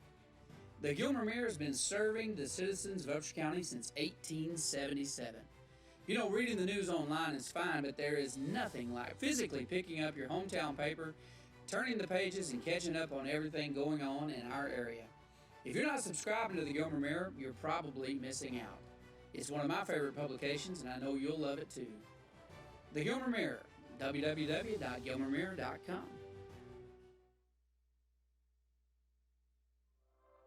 E-Tex is proud to be a supporter of the Gilmer Buckeyes. Our commitment extends from being the technology partner for the new Gilmer High School to installing over 230 miles of fiber optic and equipment in 2020 alone. E-Tex will continue investing millions back into our network to ensure that all customers get upgraded to the fastest internet connections with competitive prices and the best technical support employees in our region. We wish all our athletes a successful and healthy season.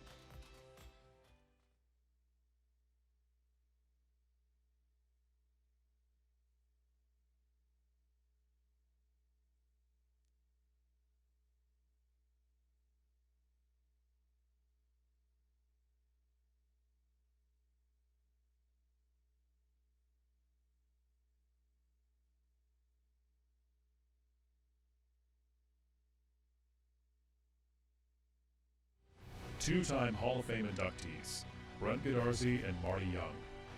Back-to-back #1 trucking firm in the nation. Back-to-back best attorney and best law firm in East Texas.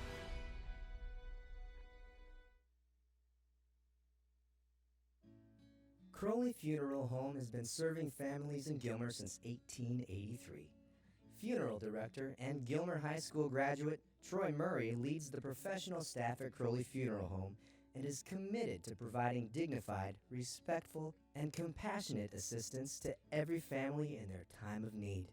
Crowley Funeral Home feels strongly about maintaining high standards of excellent service while still keeping prices affordable.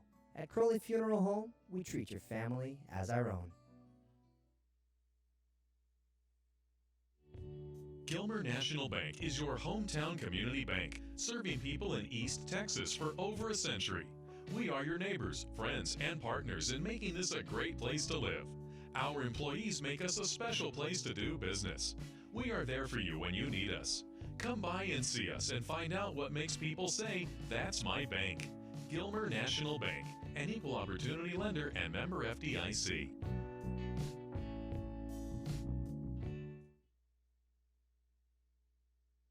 Hey, East Texas, Matt Darby here, and I serve as one of the pastors at New Beginnings Baptist Church in Gilmer and in Longview. Let me ask you a question. Are you looking for hope in your life right now? We believe that the answer is Jesus Christ, and every Sunday we fix our eyes on Him and we worship Jesus together. I want to invite you to one of our worship services at 8, 9:30, and 11 in Gilmer and in Longview. We'll see you there.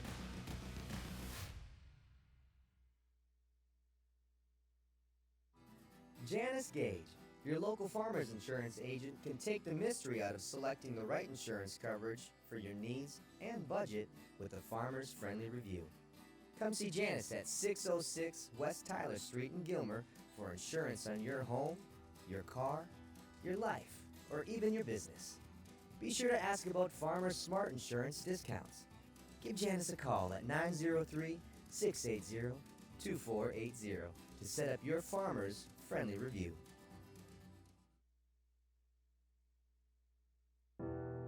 When tragedy strikes, You don't want to be in a position where you're second guessing your lawyer's ability or the resolve to get you fairly compensated.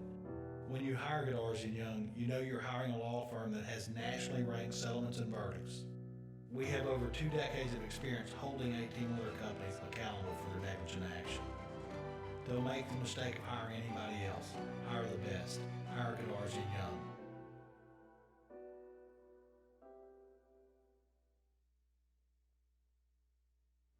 Extra, extra! Read all about tonight's game in Thursday's Gilmer Mirror, complete with pictures, coaches' comments, and a look at next week's opponent.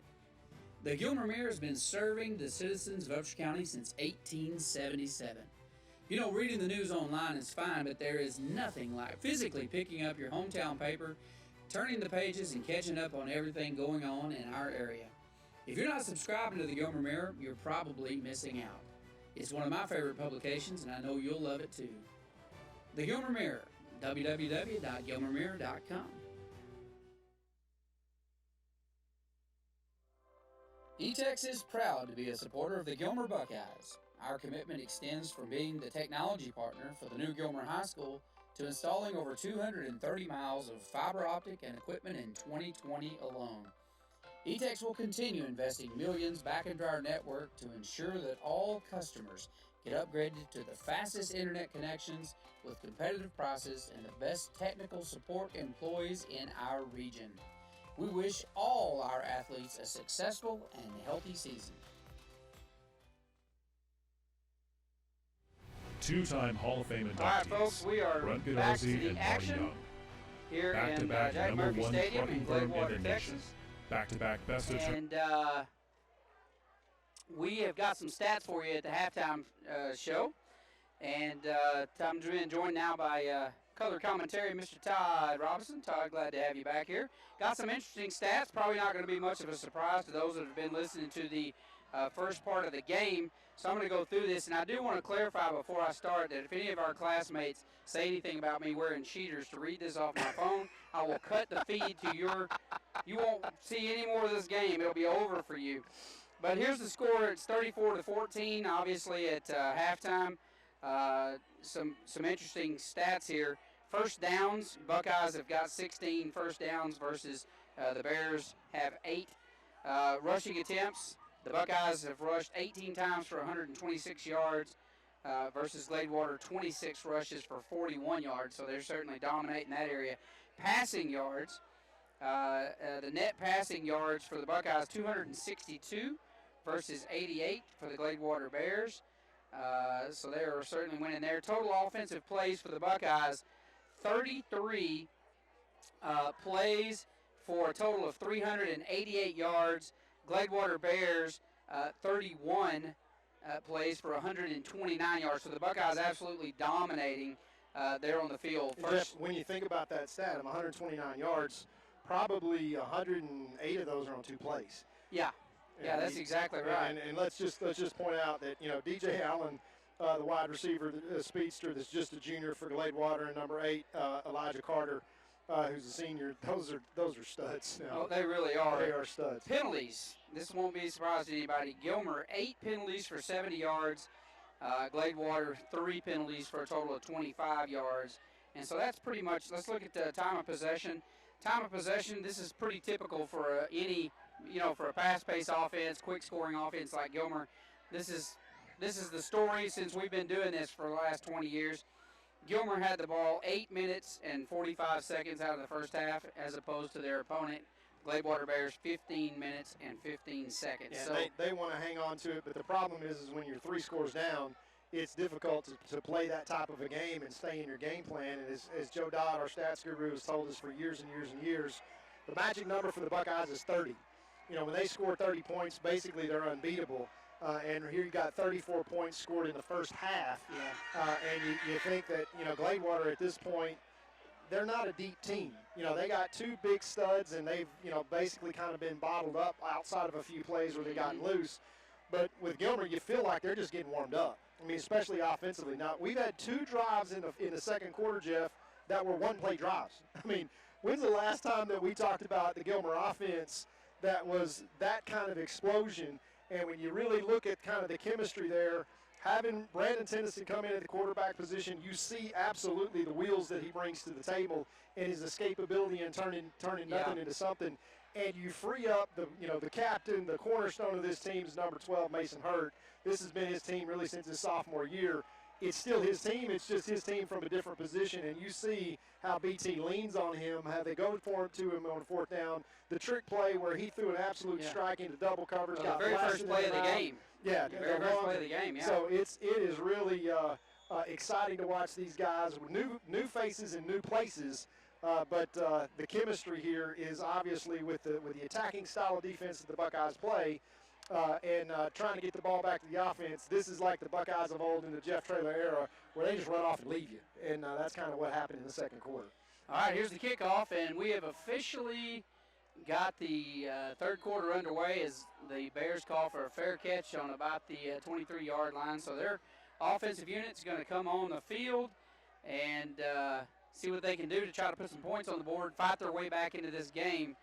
So far. And again, they've got some explosive players. We've talked about this time after time. You've got two Division I athletes over there in the form of number 2, the receiver, and number 8, the running back. So anything can happen.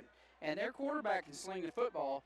The problem has been for him is an opportunity to sling the football. The defensive line, the defensive line tonight for the Buckeyes, are the heroes of this game in my mind.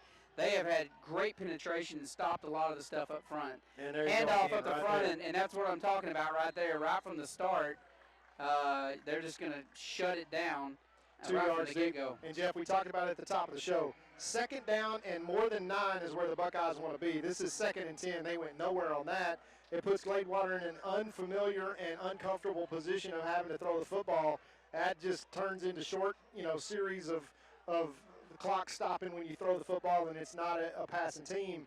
And this is really the formula that you've seen for, mostly through that Jeff Traylor era where you just, running into a juggernaut offensively. They play fast, they play hard.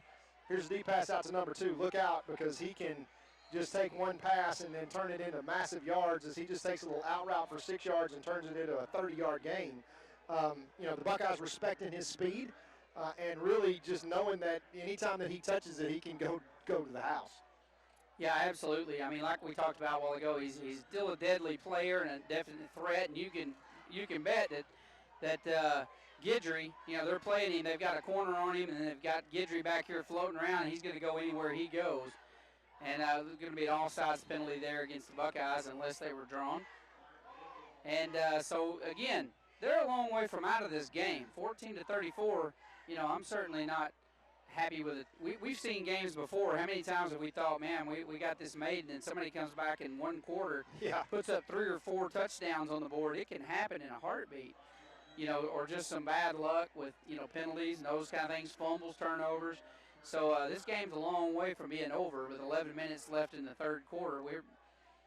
We've got a long way to go, but they do have a 20-point deficit they're going to have to fight, and I'm just not seeing the fire that I saw from them on that first few series. They're going to pitch it out to the tailback, and he stumbles a little bit, and he's going to lose 8 yards. And yardage. That's all about Luke Watson watching film, knowing where the ball's going. But we got big number 55 down, and this is not good, Jeff. Defensive lineman is down in the backfield for the Buckeyes. That is such a critical piece. I can't see the number exactly. I don't think it's 55. I'm not sure what the number is yet, but we do have a Buckeye down. I think it's 66 possibly. But he is they're pulling his leg up like maybe he has a cramp. Well, that'd be great if it's just a cramp. That's just a cramp. That's good news. Yeah, you don't ever want to see one of these young men laying on the field under any circumstance, obviously. But anytime big boys are grabbing their – yeah, especially this time of year, somebody needs to give him a banana. A nice rub down and a banana, that's what he needs. So, you get out here and get hot, get dehydrated, and those cramps certainly happen. But, boy, man, they hurt so bad. Oh, my goodness. I mean, there is nothing like it's a special kind of pain when you get completely locked up. And I'm just glad that it's only a cramp because we can always rehydrate. But when you see a big boy that grabs at his knee, hopefully that's just because he can't reach his calf. Yeah. Yeah, that's exactly right. As he's up on the field walking under on his own, making his way over to the sideline. He'll walk that off here in a few minutes. He'll be right back in the game. Yeah, that's 56. That's Braden Clinton, the junior, that's putting some time in on the defensive line, and he's done a great job. And he is part of the reason. That's beef right there. That's about 260 pounds of big boy that can take up some space on the inside. But more importantly, that brings up 2nd and 12 for Gladewater, not where they want to be. All right, Gladewater going to a shotgun set, and look at this. It worked for him. He is headed to the house, and nobody's going to stop him. And that's exactly what we're talking about right there. The threat is real. They drop into that shotgun, which we haven't seen much of tonight, and just dump it out. That's how they scored the very first play. They dump it out to the flat, and he just runs around the corner and heads to the house. That's what's called the zero route. He literally just takes one step forward, and a hitch route just catches the ball. And the safety there, I think that was number 4 for the Buckeyes. Cody Guidry tries to come up and get him before he gets going. He just sidesteps him, and then he's going to win that foot race every time. That is a 60 or 56-yard touchdown pass in one play. That's an 8-yard pass that goes parallel, and then it's a 60-yard sprint. That's all that was. And the extra point, of course, is good with 10:18 left to play. And Mike Ward, we're pushing all these buttons here today, and trying to get our, make our way through all this technology we got set up. I wish you could see all of this that we've got in front of us. And Mike Ward said, "Hey, in your spare time, try to put the clock on the screen." And I'm like, man, I don't know how we have the scoring screen. Somebody else is doing that. Somebody else is pushing that button. We're doing good to have the screens on. And I mean, it's obviously we've been broadcasting on the radio, Jeff, for 20+ years, a long time. And hey, we'll take our pot shots. We do this because we love hanging out with each other, and we love to do this to support the kids. But we've never done this. No. This is something entirely different. Yeah, with the video, and it is a new sport for us, and we're just happy so far to bring it through the broadcast and where it's gone, and more importantly, happy for the Buckeye fans all over the world to get to watch their Buckeyes. Once again, shout out to the UIL, and what a great organization, and got the Texas High School Coaches Association that works so well together. To get these young people around Friday Night Lights. And, it's such a critical part of our communities throughout the state of Texas. And, the character lessons that get built and, turning young men into men, is an important job. And we're just happy that we're back at it here in a Gilmer Gladewater game. And that's about all you can ask for after what has been just a crazy 2020. Where else would you want to be? And they're going to do a little onside action or an attempt at an onside kick, and that's going to roll out of bounds and give the Buckeyes actually really good field position as they're going to set up camp. Tennyson's going to come on 1st and 10 from his own 31-yard line. I also want to give a shout out tonight to Sarah Sharp Allen from Huntington Beach, California. She has been listening to the Buckeyes for I don't even know how many years. And we're happy that she finally gets to see the two fat old guys behind the voices, and more importantly, she finally gets to see the Buckeyes play. Yeah, and she's happy about that out in California, because what else are you going to do in California but watch the Buckeyes on right Friday now? nights, there's nothing better. Well, the good news is I hope she's wearing her mask in watching the Buckeyes. We got illegal procedure or offsides against the Bears. Is going to bring up 1st down and 5, and BT's got some more work to do. 34-21 your score. The Buckeyes up 13 points here with 10:18 left to play in the third quarter, and the Buckeyes are going to need to score some more, obviously, with those dangerous weapons over there in Gladewater. Okay, there's a handoff. Number 2, Griffin, and he has got room to run. Look at him just dancing down the sideline. He got in behind his blockers. Great job. And then just kind of tiptoed like a ballerina down the sideline. Great run there by Griffin, and he's another special player. I love Jaden. He's such a tough kid. He's such a skilled kid, and you obviously see it there with his ability to just kind of dance down the sideline and bring such a pace to this Buckeye offense, and it's such a different feel when you got so many weapons in so many different places. As BT at the helm just gives us a different look. All right, here's the snap. Going to throw it out to number 12, Mason Hurt. Mason just a little out route there around the 40-yard line. Mason just runs that out. As soon as he turns around, it is just right in the window. You think they practiced that before? Hey, let me tell you something. That's that G.J. Kinney, who former Gilmer Buckeye, now offensive coordinator at Hawaii, who hopefully is listening. We're text back and forth, and G.J. spent so much time with Chip Kelly and the Philadelphia Eagles there at safety. He was a quarterback the whole time, and Chip moved him to safety, and G.J. is saying, why would I move to safety? You know what? To make you a better coach and make you a better player.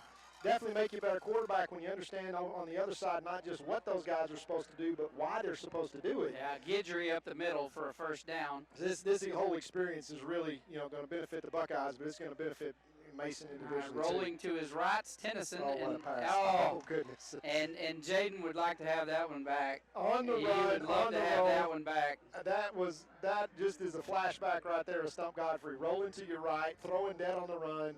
And he let that one go, folks, at the 45 on a rope. It went out of bounds at the 15, and it went right through Jaden's hands. And for those of you that don't know, you talk about Stump Godfrey.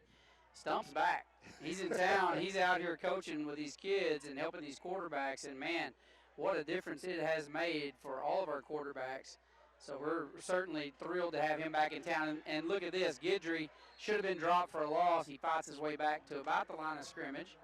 Hey, right now, he's my favorite.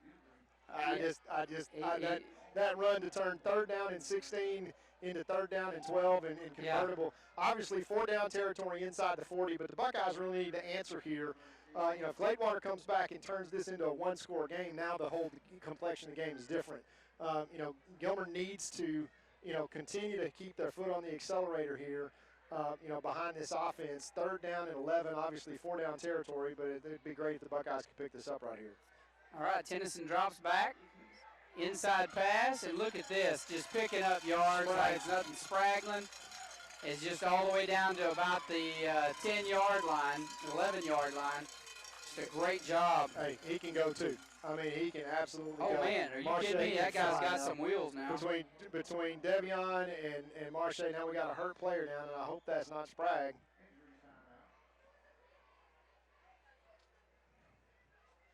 Yeah, maybe this is just another cramp. I'm not for sure, because I think that is Spraglin. Yeah. And while they're taking care of him, we're going to drop to a commercial. We'll be right back after these messages. Two-time Hall of Fame inductees, Brent Godarzi and Marty Young. Yeah. Back-to-back #1 trucking firm in the nation. Back-to-back best attorney and best law firm in East Texas.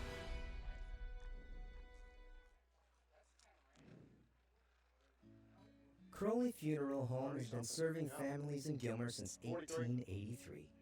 Funeral director and Gilmer High School graduate Troy Murray leads the professional staff at Crowley Funeral Home and is committed to providing dignified, respectful, and compassionate assistance to every family in their time of need.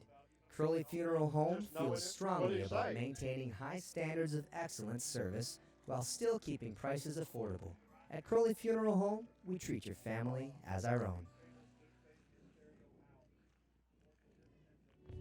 Gilmer National Bank is your hometown community bank, serving people in East Texas for over a century. We are your neighbors, friends, and partners in making this a great place to live. Our employees make us a special place to do business. We are there for you when you need us. Come by and see us and find out what makes people. All right, back to the action here. What a cut. And look at that, Guidry. I'm telling you, man, this guy's the real deal. Oh, they mark him down at the 1 foot line. Man, Come on, referee. He's robbed. They robbed him. He stopped on a dime with that jump cut, and Guidry is showing his chops as a running back now. I love it. I absolutely love it. Yeah, this guy, I'm telling you, he's the real deal. He's going to be a lot of fun to watch this year. Another low snap. They're going to hand it to Guidry again and let him take a shot at it. Now he's going to be not down. going to get it. He's actually going to lost a little bit. They're trying to help him out, though. I'm glad they're letting him take that shot. He deserves the touchdown, right? He's got the jump cut down, that's for sure. Man, he's got wheels. I'm telling you, this guy is lightning in a bottle. And this time he gets in. Touchdown. Oh, come on. Come on. Once again, they do not give him the touchdown as he gets stood up at the goal line. That's going to be 3rd down, and here comes Choice. Yeah. So, Guidry, You did a great job, son. Yeah. Here comes the 6'3", 230-pound running back now. We just added 85 pounds to the equation. Let's see if that makes a difference between the 6 inches that the Buckeyes need to stick this one in the end zone. And the funny thing is they're not even going to hand it to him. This is going to be a quarterback keeper. Nope, they're going to hand it to Joyce, and he just makes his 3rd touchdown of the night. This is his first appearance on a varsity game, and he's starting off, pretty good. He's had 3 touchdowns and a total of 6 yards. Hey, that's all right. He's just calling money because we hand it to him, and all we do is get cash. That hey, it worked for the refrigerator Perry. That's It all worked right. for us. Choice is a good running back. He I is. watched him all last year. He's good. He's got great feet, great vision, and he's a big physical runner. You saw a couple of times just carrying 6-7 Gladewater Bears for an extra 4 or 5 yards. And once again, it's just kind of an embarrassment of riches with the Buckeyes between Devion Smith and, even getting, Guidry in there in the backfield to kind of give you a little jitterbug look. And the Buckeyes answer fire with fire.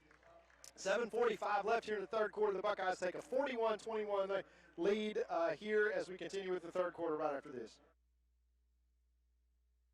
Hey, East Texas, Matt Darby here, and I serve as one of the pastors at New Beginnings Baptist Church in Gilmer and in Longview. Let me ask you a question. Are you looking for hope in your life right now?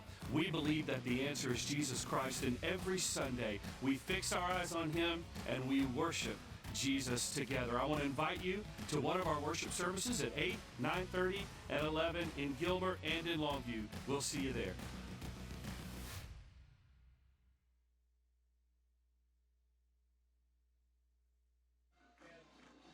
All right, we're back to the action here, folks. Jack Murphy Stadium, Gladewater, Texas. We got 7:45 left to play in the 3rd quarter, and the Buckeyes are leading 41-21. And you can see that on your screen there because Godarzi and Young is sponsoring this game.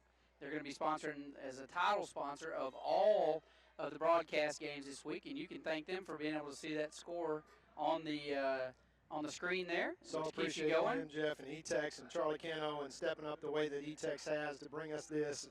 It really wouldn't be possible without E-Tex and all the folks listening on Channel 1. That was an adjustment Charlie made on the fly this week. And High pooch kick there from the Buckeyes, and it is going to be fielded on the 25-yard line and returned down the left side. Big hit over on the sideline.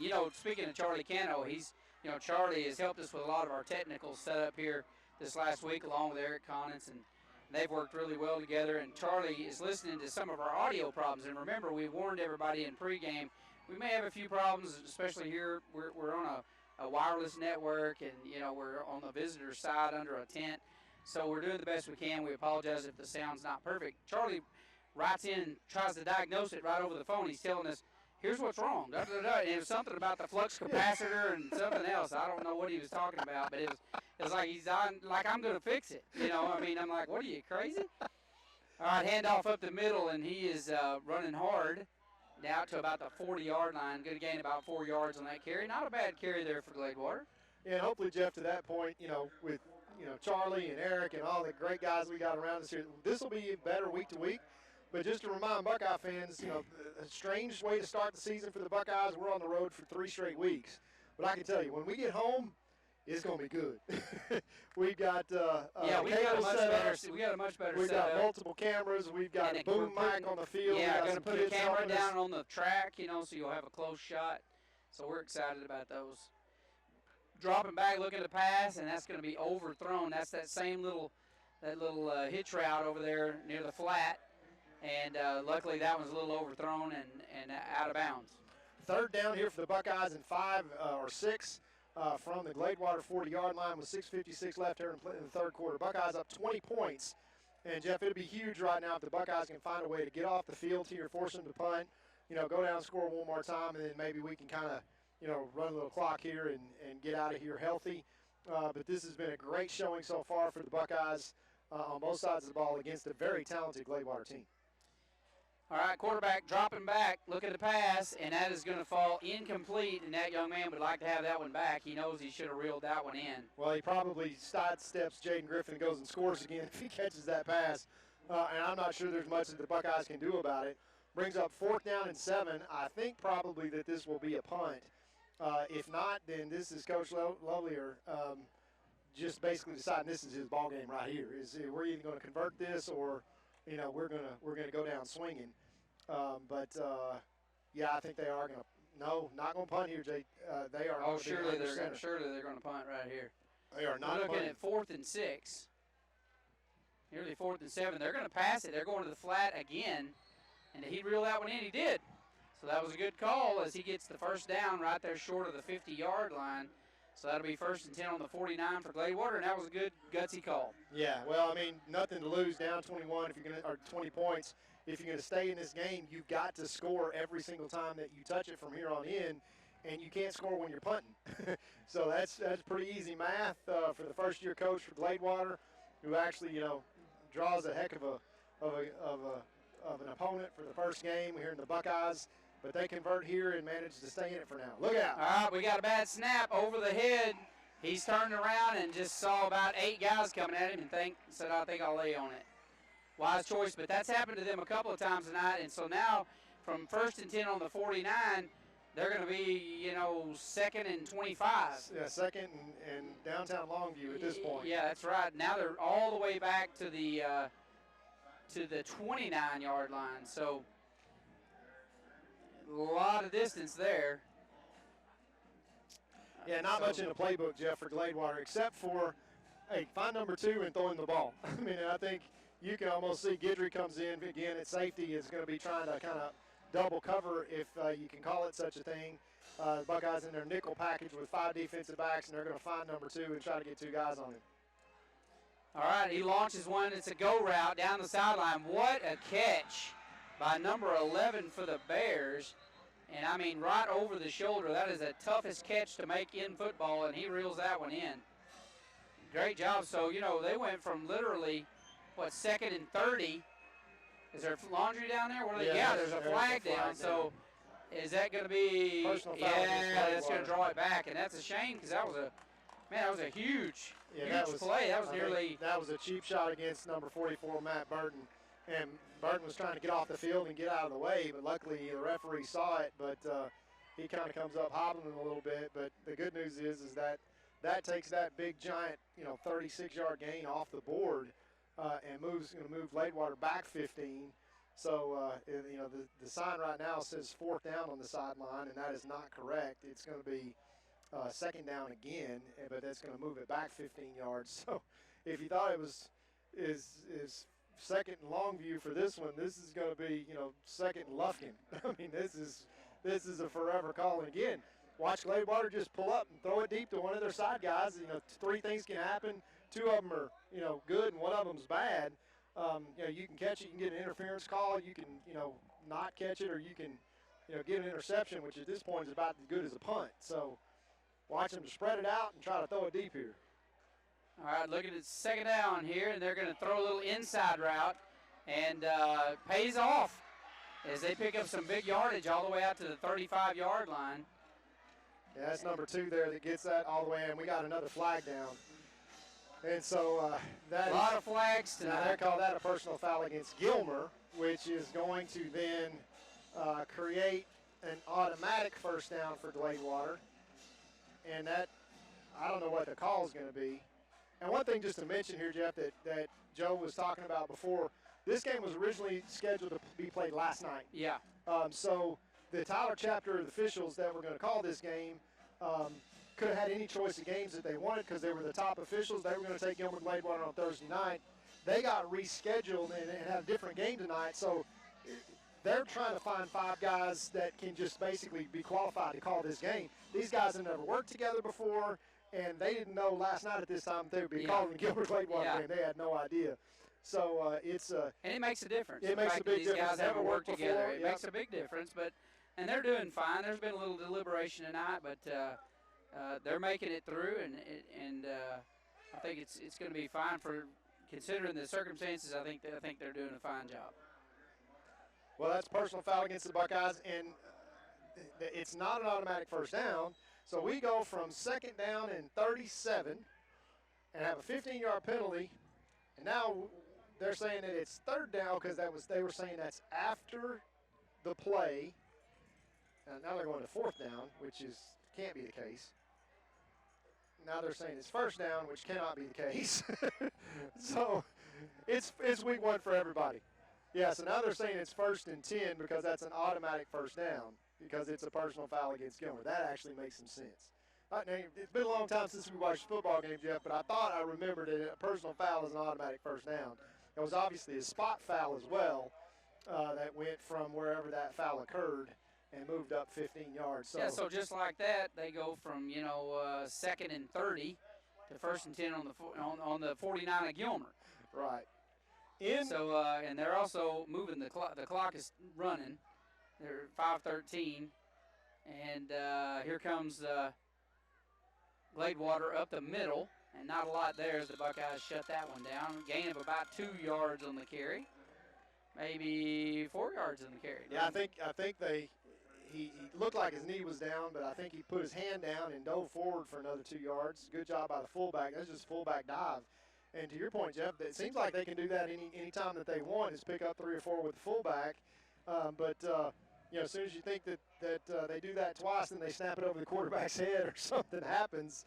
Well, again, early in the season, those guys they're going to be a good football team. They've got some talent on here. They got to work out some kinks, but I think they're going to have a good season. Remember, these guys, Todd went 4 deep in the playoff last year. These guys are quarterfinalists. And 15 returning starters, 9 on offense, and 6 on defense. So they're not this isn't their first rodeo. These guys kind of know what they're doing. So I think they're going to be fine. They're going to mark off 5 yards against the Buckeyes. That's going to bring up a 2nd and 1. Yeah, and Coach Edwards having one of those sideline episodes himself with the Buckeyes jumping off sides on the hard count. And I can't tell you how many times that you see Coach Edwards down there practicing with his defensive line. Obviously, he's a defensive line coach. And he's got that football down there barking at them, and it doesn't move until they move. But the Bears got the Buckeyes number here tonight for getting the hard counts and drawing them off sides. Looking to pass down the sideline, and nice defense. Great job there by number 22 for the Buckeyes. Yeah, almost playing intercepted. Corner. What a great job there by Landon Watson. Yeah, that's Landon. He's a junior. That's Luke's brother. Yep, and he is going to be a smart football player as well. And when he hits his growth spurt, they're going to have to change his entire uniform out because he looks like me and you look like in high school, and Luke looks nothing like that. They're from the same stock. You wouldn't know they were brothers. They were brothers, yeah.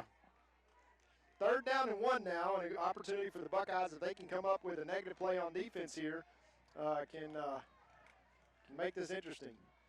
Handoff up the middle, and look at this. Breaks one, the big man running down the field, down inside the 20 to about the 17. Nice run there. First down by Gladewater with 3:56 left to play in the 3rd. Gilmer leading 41-21. Yeah, it looks. You just get the feeling the Buckeyes are going to have to score 50 tonight to just, to just get out of here with a win. And it's not because anything that the Black Flag's, doing wrong, but this is a good football team, Jeff. And from a standpoint of, their execution, as long as number 2 and number 8 are on the field, they can score any play. All right, they're sending number 11 wide out over here again, but they hand off once again up the middle. And again, not a lot up the middle tonight. The defense of Gilmer doing just a great job tonight, but they're switching a lot of folks in and out. You notice every play, you got 3 or 4 players coming in and out on the field, so they're giving everybody some play time at this late stage of the game and getting those reps in, some of those younger players, as well as keeping everybody fresh and safe from injury. So that's something that you're going to see a lot of, and that's what I've always liked about our philosophy, just trading those guys out, keeping them legs fresh. It's part of the success of this program. Well, as Coach Traylor used to say, a champion is willing to play one play longer than their opponent. And as you see Gladewater go to the 3 yards in cloud of dust with their fullback here. At this level in 4A, there's absolutely something to be said for that. Normally, as Coach Traylor used to tell us, a great team at the 4A level will have, like this team, this great 3A team. They got 2 studs. You got 2 guys that can play on Saturday at the 3A level. You can go a long way in terms of playoffs and take that from a talent standpoint. But if you can get fresh bodies in and keep all your guys down to about 40 snaps, you're going to win in the 4th quarter if you keep playing fast and force your opponent. As he used to say, fatigue will make cowards of anybody. And that's why the Buckeyes generally own the 4th quarter. All right, here's Gladewater. It's 1st and goal. Handoff up the middle, and he's tripped, I think, by his own guy, in fact, right back to the line of scrimmage. That was number 8 on the carry, the big tailback for Gladewater. 2nd goal with 2:30 left to play here in the 3rd quarter. The clock becoming quickly the Buckeyes' friend with a 20-point lead, 41-21. And, Gladewater's knocking on the door, but, Jeff, you just kind of feel the turnover coming on here. I'm trying to be prophetic. Well, I like it when you do that. Sometimes that works. So you got Choice checking into the game now. I think that's the first time I've seen him in here defensively tonight. He's got 3 touchdowns on the offensive side of the ball. And they're going to hand off up the middle to the big fullback, and he is just barreling his way forward. Gets down to the 3-yard line. 3rd and goal. And 3rd and goal from the 2. The black flag makes an appearance here, as they did this last week in the scrimmage game against Terrell, and were able to turn the Tigers away inside their own 5-yard line. That ball's actually going to be spotted closer to the 3-yard line. So 3rd down, and there's no tomorrow for Gladewater. They've got to score not only here, but they're going to have a couple of really big breaks. If they do score here, Jeff, don't be surprised to see them onside kick it and do whatever they got to do going in the 4th quarter. Because they're 3 scores down right now. Trying to stop this Buckeye offense is a whole, new series of problems. Hand off once again to the fullback up the middle, and he's trying to ride the momentum of his offensive line in, and he does. That's a Gladewater touchdown. I want to remind our listeners that may not have been with us at pregame that the Buckeyes currently have a 15-game winning streak against the Gladewater Bears that go all the way back to 2001. And they lost that game by about 6 points back in 2001. They're also leading the series, the all-time series, by a pretty good margin. 34-25 and 1, I think. And two ties. And so Buckeyes out on top right now. But, again, can't take anything away from this, Gladewater team. They've got some great athletes. They're well coached. And as we're waiting here for the kick. I also want to remind everyone that, Todd, that we are still looking for about 4 sponsors. We want to thank Godarzi & Young for being the title sponsor this year. We want to thank all of our other sponsors for putting up commercials and helping us out, helping the kids out. All the money goes to the kids. It all goes to the athletic program. And so we're so tickled about that, and thank you for that. If you want to advertise, Todd, where should they send an email to? Send it to broadcast@gilmerisd.org, and Rusty will get that information over to us. I know there's several other sponsors that we've been talking to. We'll be able to see all the Buckeye fans that watched. Our guesstimate tonight for Gilmer Gladewater with limited ticketing was that we were going to have a lot of Buckeye fans from all over being able to watch. As we've got a botched play so they're not going to. That's going to turn into nothing for the Gladewater Bears. So the score will continue to be 41-27 with 1:13 left in the 3rd. Great job there by the defensive side of the ball. Another thing I want to mention, Todd, is that we're going to take a limited number of these. But if you want to come on board and as a family sponsorship and do a shout out to a player or the team or whatever, we're going to take a sponsorship level. It'll be a $50 per game sponsorship level, but you can put your family picture or your player's picture on the screen for 10 seconds and say, hey, the Rash family would like to wish Braden Rash a great season, or whatever your player is, or maybe you have a drill team student or a band student you want to recognize. So if any families want to do that, again, Todd, where should they send an email to inquire about that? Send it to broadcast@gilmerisd.org. And we very much appreciate that. And obviously, unique opportunity. This time is not going to come around again, folks, where we're able to broadcast. The UIL wants to keep Friday Night Lights special. They don't want to turn this into a living room event. They want it to be a community event. And so this is an exception rather than the rule. And I don't think it will maybe happen again in our lifetimes that we have a chance to broadcast. Yeah, but it gave us an opportunity to buy some new equipment. So now our broadcast that you'll watch the next day and years to come will be a little higher quality. Yeah, and not only that, but the school will find a way to use that for a lot of other activities and auditorium and for one-act play and concerts and all kinds of things. All right, we got Griffin on the return coming all the way across the field. He's under hot pursuit, and he's going to be forced out around the 21-yard line. So here comes the offensive unit of the Buckeyes. 1st and 10 on their own 21-yard line. Let's see them set up shop and see what they can get done. A minute and 4 seconds, which is about 46 seconds maybe no more than BT needs. Let's see if Coach Metzel stays on the attack or tries to go with a more control. And I don't think at this point, with 27-41, that this game is in any, stretch of the imagination under control. I look for him 5 wide here to keep his foot on the accelerator. And at 76 yards away, let's see what the Buckeyes got. We got a flag as the pass is complete to Mason Hurt. Mason gets down there, picks up a first down, but we do have a flag on the field back here, so maybe illegal procedure against the Buckeyes. I'm not sure. Ooh. Oh, my goodness. As Joe Dodge shows me a score, the Terrell Tigers that were manhandled by the Buckeyes last week are leading Wills Point 59-0. It's going to be a rough year in Wills Point this year. I guess so. As Coach Metz will get an explanation, I think that's a block down the field. That is going to be a first down, I think. 1st and 10. They're going to wave off the flag.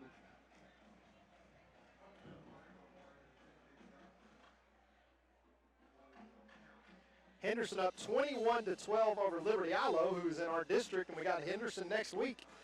So that may be a grounded pound game, I think, there. 21-12. Looks like Henderson's going to come into next week 1-0 as well.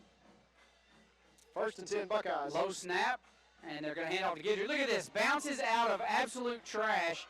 Great go and pick up a first down plus some. This guy is electric to watch. I love it. I love watching this young man, right? I love the effort of Brandon Tennyson getting downfield and throwing a big block and picking up an extra 6 or 7 yards. But I tell you, it's like a cross between Cole Beasley and Christian McCaffrey watching him go.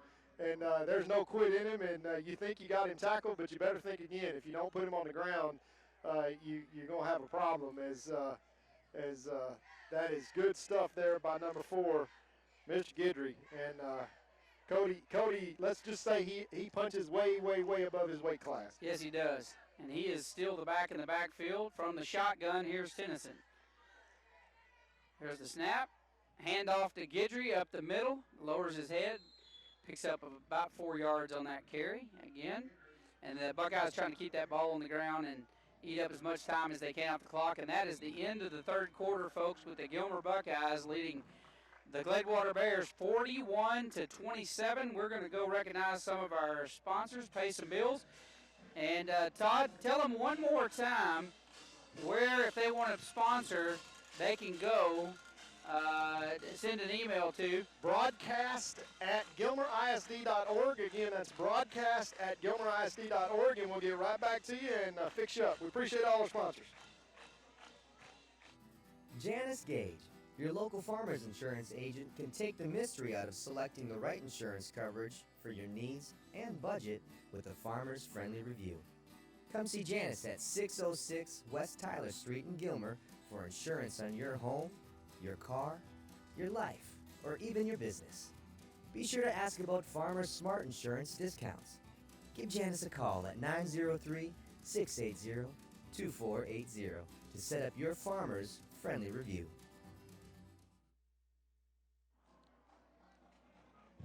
And back to the action here to start the 4th quarter as the Buckeyes have the ball 2nd down and 6 from the Gladewater 47-yard line. It's BT and comes the line of scrimmage. Choice is the running back there. They're going to hand off to Rowan Fluellen. He comes around the side and picks up about, it looks like he ended up with about 3 yards on that carry. That's going to bring up 3rd and about, let's call it 4. Let's call it 3. Yeah, you like seeing Rowan touch the ball. And again, Dylan Fluellen is not playing this game. Bryson Jimerson is not playing this game. So you got some key Buckeyes that are out. But 3rd down and 4 in 4-down territory. Let's see what the Buckeyes go to here. All right, here's the snap. It's another low one. We've had some low snaps tonight. That one's thrown over the head. Number 13, the pass intended there for Taylor Griffin. That was the first pass intended for him tonight. And that's going to bring up 4th and 4. BT taps his chest on that one and says, hey, that's my bad. But actually, with that safety undercutting the route there, it's probably a good thing that he kind of airmailed that one, because had he put that one on the money, I think number 5 would have jumped that route. All right, Tennyson and Choice in the backfield. Got two receivers wide to the left, one to the right. Here's the snap again, low snap. BT keeps it up the middle, breaking tackles, and showing why he should really be a tailback. Right up until the point where he throws the ball, and then he's right where he needs to be. Flag down, and I think that might be a face mask right at the end of the play. Let's see what it is. They say face mask against Gladewater. And that is a personal foul, and BT manages to pick that one up with his legs. It's a good read at the line of scrimmage to pull that one, but you see that he is special in terms of those wheels and brings a whole nother aspect of the game, and that's going to put it down inside the 25-yard line now. 1st and 10 Buckeyes driving. 11:18 left here in the fourth quarter. The Buckeyes with a 41-27 lead, really trying to put this game on ice. And, you just think, generally speaking, Jeff, that if the Buckeyes score 50 points, good luck. I mean, just if you're going to beat Gilmer and you're going to have to score 50 points, then unless your name is G.J. Kinney, Houston Tominello, and you play for the Canton Eagles, and you're going to score 140 points in the game. Oh my gosh, I don't even start talking about that game again. That was an amazing game. Still one of my favorites. All right, Tennyson looking downfield, forced out of the pocket, up the middle, headed for the house. Will he get there? Yes, he will. Touchdown. And that he should have been tackled 3 times on that carry. And just wasn't. And he's got a knack, Jeff, for anticipating the tackle and gathering himself and exploding out of it. So when you're going to hit him, he's exploding out and he runs through that tackle. He is a strong, strong young man. And that is just highlight film material for that. He's like your typical Gilmer quarterback in that he's not typical quarterback. You know what I'm saying? And I gotta say, Jeff, just think about this. Do you know how spoiled rotten we have been from a quarterback position? And a lot of that has to do with there's this guy named Alan Metzel who's been coaching here for 20 years. Yeah. But we have had, starting with Olin Johnson, then to Derek McKenzie, then to Manuel Johnson, then to Jamel. Kick is good there by the Buckeyes. Yeah, Jamel Kennedy. Then a guy named G.J. Kinney, who was a 3-time state MVP. And then he hands the reins to a guy named Stump Godfrey, who turns into Gilmer's first Mr. Texas football. And, the list has gone on since then, but this is really the first time in, let's just call it a decade, that the Buckeyes have had a quarterback that's that explosive in that way. And it just brings a whole new. Well, it's fun to watch for sure. Yeah. I'm going to take a quick commercial break. We'll be right back after these messages. When tragedy strikes, you don't want to be in a position where you're second-guessing your lawyer's ability or the resolve to get you fairly compensated. When you hire Goodars & Young, you know you're hiring a law firm that has nationally ranked settlements and verdicts. We have over 2 decades of experience holding 18 other companies accountable for their negligent action. Don't make the mistake of hiring anybody else. Hire the best. Hire Goodars & Young.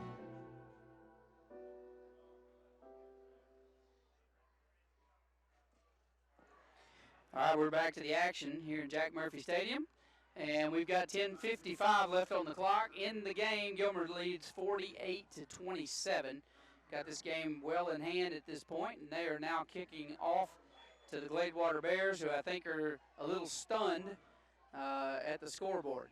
Yeah, and it's just trying to catch a freight train. It's a tough thing, Jeff, if you're not built to score 50 points. And, you look up and, it was a 7-7 game at the end of the first quarter. So you'd think the Buckeyes have scored 41 points in 3 quarters, and they've scored 14 points in 2 plays. I mean, they're going to blow this one dead, as they're going to say that the kicker did not give the referees enough time to set the ball. And is that going to be a flag? Are they going to back up 5 yards? Yeah, we're going to do that one again. Hey, I want a procedure on a kick. I want to remind you that if the Buckeyes end up winning this game, which it looks like at this point that they will, that this win is brought to you by Goodars & Young, who also like to win. They like to win. So if you need help, and God forbid if you ever need their services, let me tell you something, that's where to go. They're former Buckeyes, and they've won like everything there is to win as far as the legal world. Brent was talking about getting me some bullet points the other day. I'm like, bullet points? It'll be a page and a half of accomplishments. So we appreciate them sponsoring us. And he snuck out of a tough situation. Look at this run down the field. One of the best of the night happens to be on the Bears side. So great run back there by number 11 for the Bears. Yeah, that was a fantastic run back. It's a tightrope walk as they go across and basically create a scenario where he had about 8 inches of sideline to work with. And Jeff, he worked that 8 inches into about another 40 yards as sets the Gladewater Bears up 1st and 10 from the Buckeye 38 after what was supposed to be a pooch kick. And you notice that's the same number 11 that made that incredible catch on the sideline here that unfortunately got called back for Gladewater. But that's just another athlete. And, of course, that's nothing new between Gilmer and Gladewater. There's always great athletes. But for a 3A school, Gladewater has got more than their fair share. All right, handoff up the middle. And Buckeyes are going to stop that. We're going to take a look at the cheerleaders down here on the track doing their thing. They're getting after it. These girls and boys work hard to support the Buckeyes. You hear the band over there. They sound really good this year, too. And they're guests today, Jeff. They are absolute guests. And they are, but look at them down here. They got the tomahawk going. I mean, these guys are fired up. Look at the band over there, Eric. They're getting after it. A lot of spirit in this school right now. And then back to play. Here we go on the field. Under center, quarterback drops back. Look at the pass. He's going to throw an interception. Almost. Kiki Johnson had that one in his grasp. Like, oh, man, this is going to be fun. I tell you what, if he'd have caught that one, I hope he just run right over there by the Honey Bears and run right through the end zone. And I can tell you, when you're in your end zone and you think you make it a great interception, you think about running it back, and then you should probably think again. It's a long way. And that brings up 3rd down and about 7 now after the big run back. The Buckeyes have managed to get this series into 3rd down with 10 minutes left to play in the game, leading 48-27. 21-point lead for the Buckeyes as Gladewater tries to answer and claw their way back. All right, handoff to the tailback up front. He's got a little room to run. He gets inside the 15-yard line. And for anybody that asks,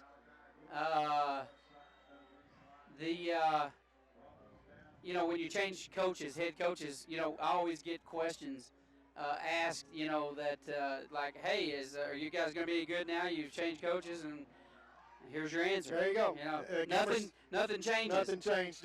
We produce good athletes and great coaches. Yeah, some new names and some new faces and some new places, but the results are pretty much the same. Is maybe this one's going to go against Gladewater, Jeff. After 4 times jumping off sides, I think they caught them. No, they're going to call against Gilmer. Oh, wishful thinking, bro. Wishful thinking. I thought we were finally going to get one. No, we are going to get one. They are going to call this against Gladewater. The side judge over there pointed to Gilmer, but this side judge here said, no, we had movement. So that's going to move them back. That's going to be 2nd down and 15 now.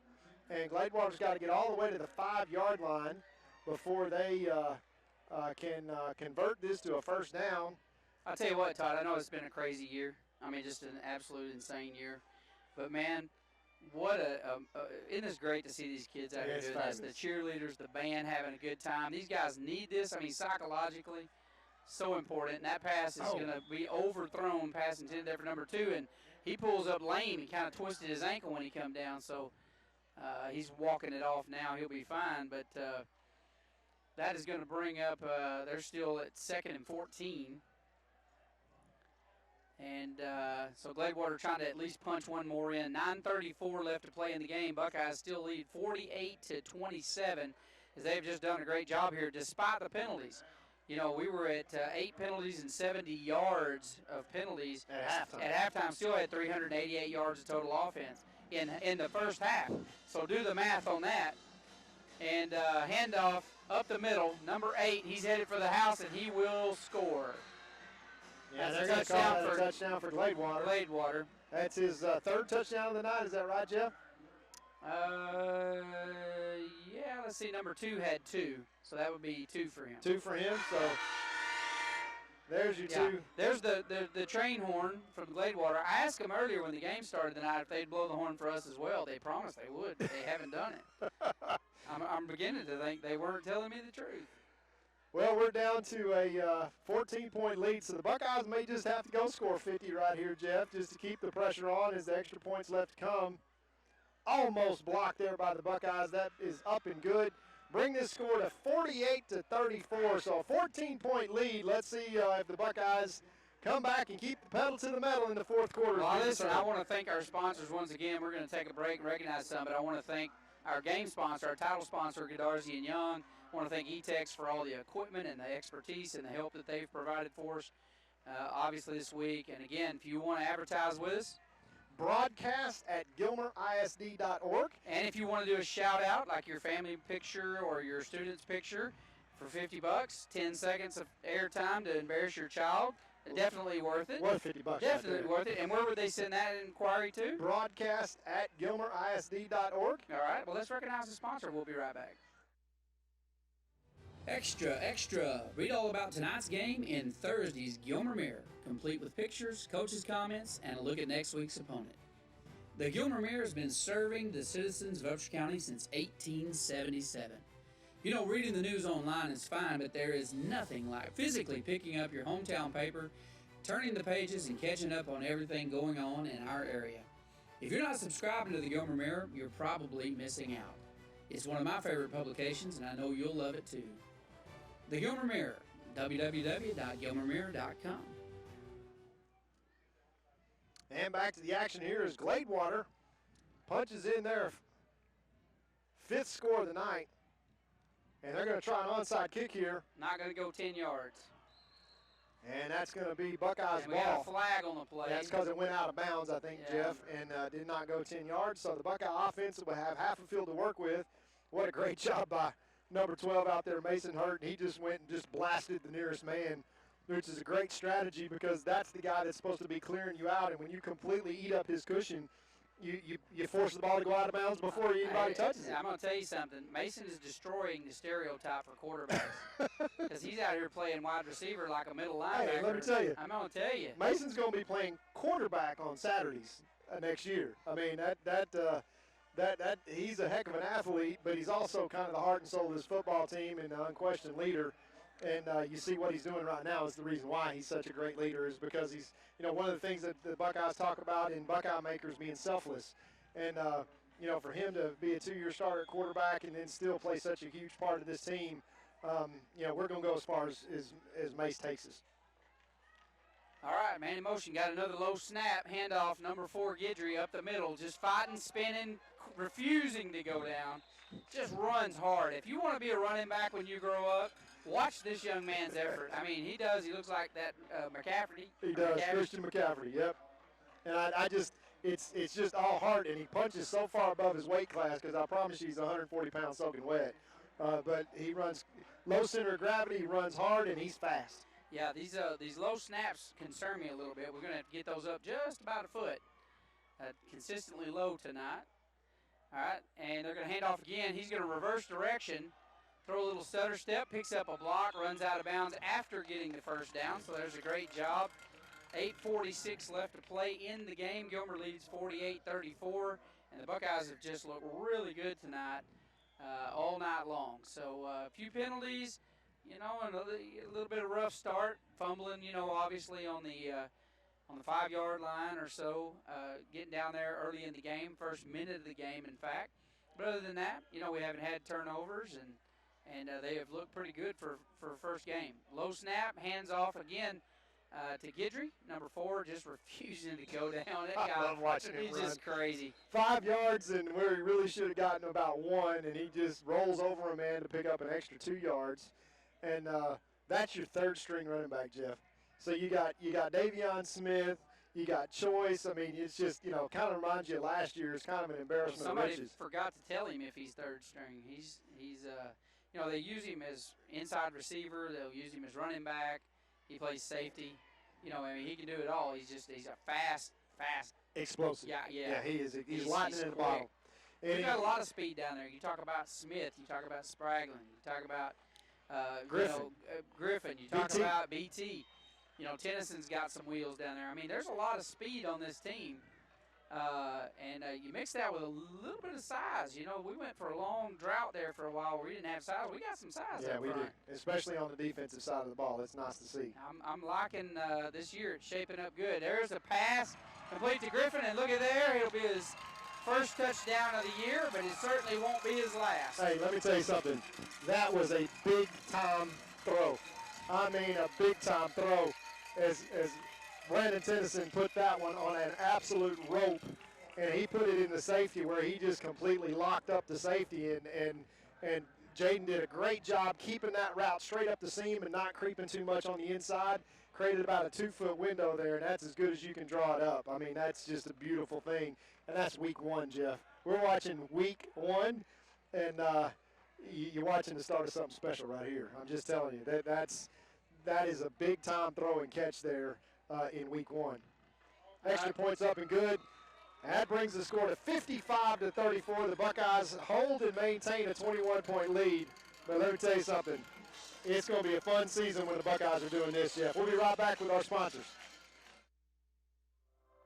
E-Tex is proud to be a supporter of the Gilmer Buckeyes. Our commitment extends from being the technology partner for the new Gilmer High School to installing over 230 miles of fiber optic and equipment in 2020 alone. E-Tex will continue investing millions back into our network to ensure that all customers get upgraded to the fastest internet connections with competitive prices and the best technical support employees in our region. We wish all our athletes a successful and healthy season. And we're back after that Two-time Hall laser of Fame beam from inductees. Brandon Tennyson to Jaden Griffin. That was a 43-yard touchdown strike, and it does not take long for this Buckeye offense to score 55 points on the board, Jeff, through 3.5 quarters. And may I remind you that the first drive we fumbled on the 2. Otherwise, this would be 62. and you know, this is a great start for Coach Schmetzel because you got a lot to grade out. You got a ton to improve on, obviously things like penalties, etc. But you got to feel really good about where you are. High pooch kick, going to bounce out of bounds around the 34-yard line. So Gladewater coming back in with one more try on the offensive side of the ball with 7:55 left to play in the fourth quarter. Gilmer Buckeyes lead 55-34. And the black flag comes back on to the field, and they got a little bit of pride to play for here, Jeff, because Gladewater's kind of run down their throat here the last 3 times. This has been a back-and-forth tennis match with this game going from 14-point deficit to 21, 14, back to 21 now again. And the defense is kind of tired of seeing some points on the board up there. Well, they are, but you know, at the same time, Todd, they're getting a lot. They're getting a lot of looks from a lot of different young men on the ball, so they're switching a lot of players in and out, you know, at this point in the game. Here's a handoff to the tailback up the middle, and he breaks free and right up the middle. Nice run there, about 15-yard gain, cross midfield out to about the 43-yard line. Yeah, he runs tough, and I'll tell you, Jeff, there's a lot of 3A teams that aren't going to be able to handle what the Gladewater Bears can throw at you. You know, when you look at number 2 and number 9 and number 11 and, you know, the weapons that they've got coming downhill straight at you, they can shorten the game. You know, defensively, you know, they're a little bit overmatched tonight. You know, it's just they're just not at that level from a depth standpoint, from a program standpoint as the Buckeyes are. But at the 3A level, they're going to be a handful. I think you're looking at one of the top 3 teams in the state from a 3A standpoint. Handoff up the middle to the big fullback, and he barrels his way forward. Picks up pretty good yardage. About, looks like 9 on the carry. Going to bring up 2nd and 1. And click down under 7 minutes to play now as the Buckeyes trying to keep this one respectable from a defensive standpoint. But Gladewater, pretty relentless, Jeff. The Gladewater Bears have stuck in there and battled. And a little bit overmatched tonight, but they keep coming. Handoff up the middle, number 8, the tailback, and he's going to pick up the first down as he crosses across the 30-yard line down to the 29. So that'll be first and 10 from the 29 for the Gladewater Bears with 6:49 left to play in the game. And the Buckeyes continue to substitute on that defensive line, something that you know, defensive coordinator Coach Tommy Edwards has always done with the Buckeyes in terms of their front 4. You know, keeping fresh bodies in, and remember, you know, the best defensive lineman that the Buckeyes have, Bryson Jimerson, is not playing this game. So it's only going to get better from here. He should be ready to go next week.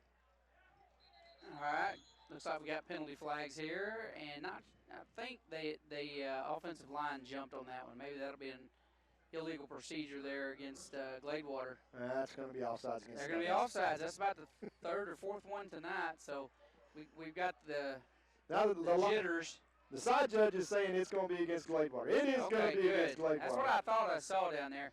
I want to point out, too, I want to thank Darcy and Young, because you can go to GilmerBuckeyes.com and watch not only the coaches show with Alan Metzel that we do every week, but you can also and kind of get some insights from this game, as well as insights for the game to come against Henderson. We'll be doing that each and every week. You can also watch this game as many times as you want and have somebody else log on and watch it too. So we want to thank Godar. It's an overthrow. We want to thank Godarzi and Young for that ability. Just go to GilmerBuckeyes.com, click on the player, and you can go back and watch any game all season long, as well as any of the coaches show for any insight.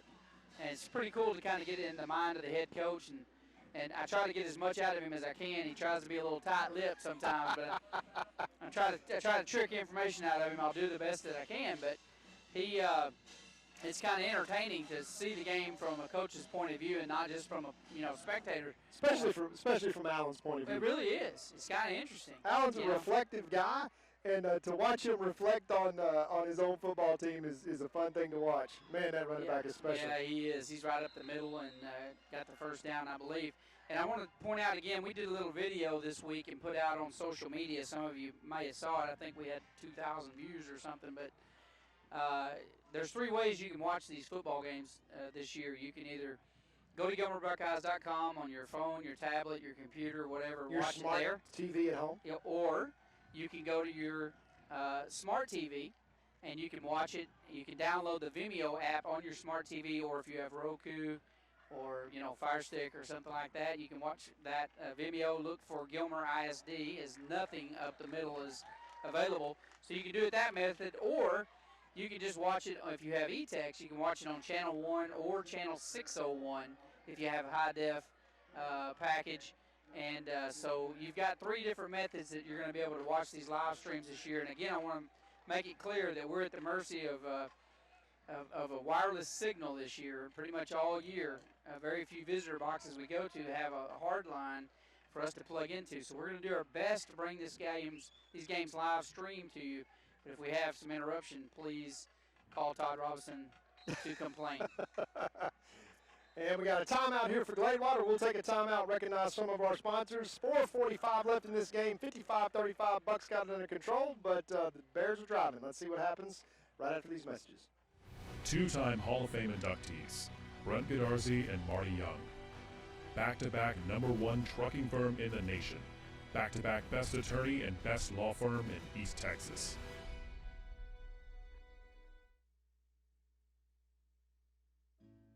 Crowley Funeral Home has been serving families in Gilmer since 1883.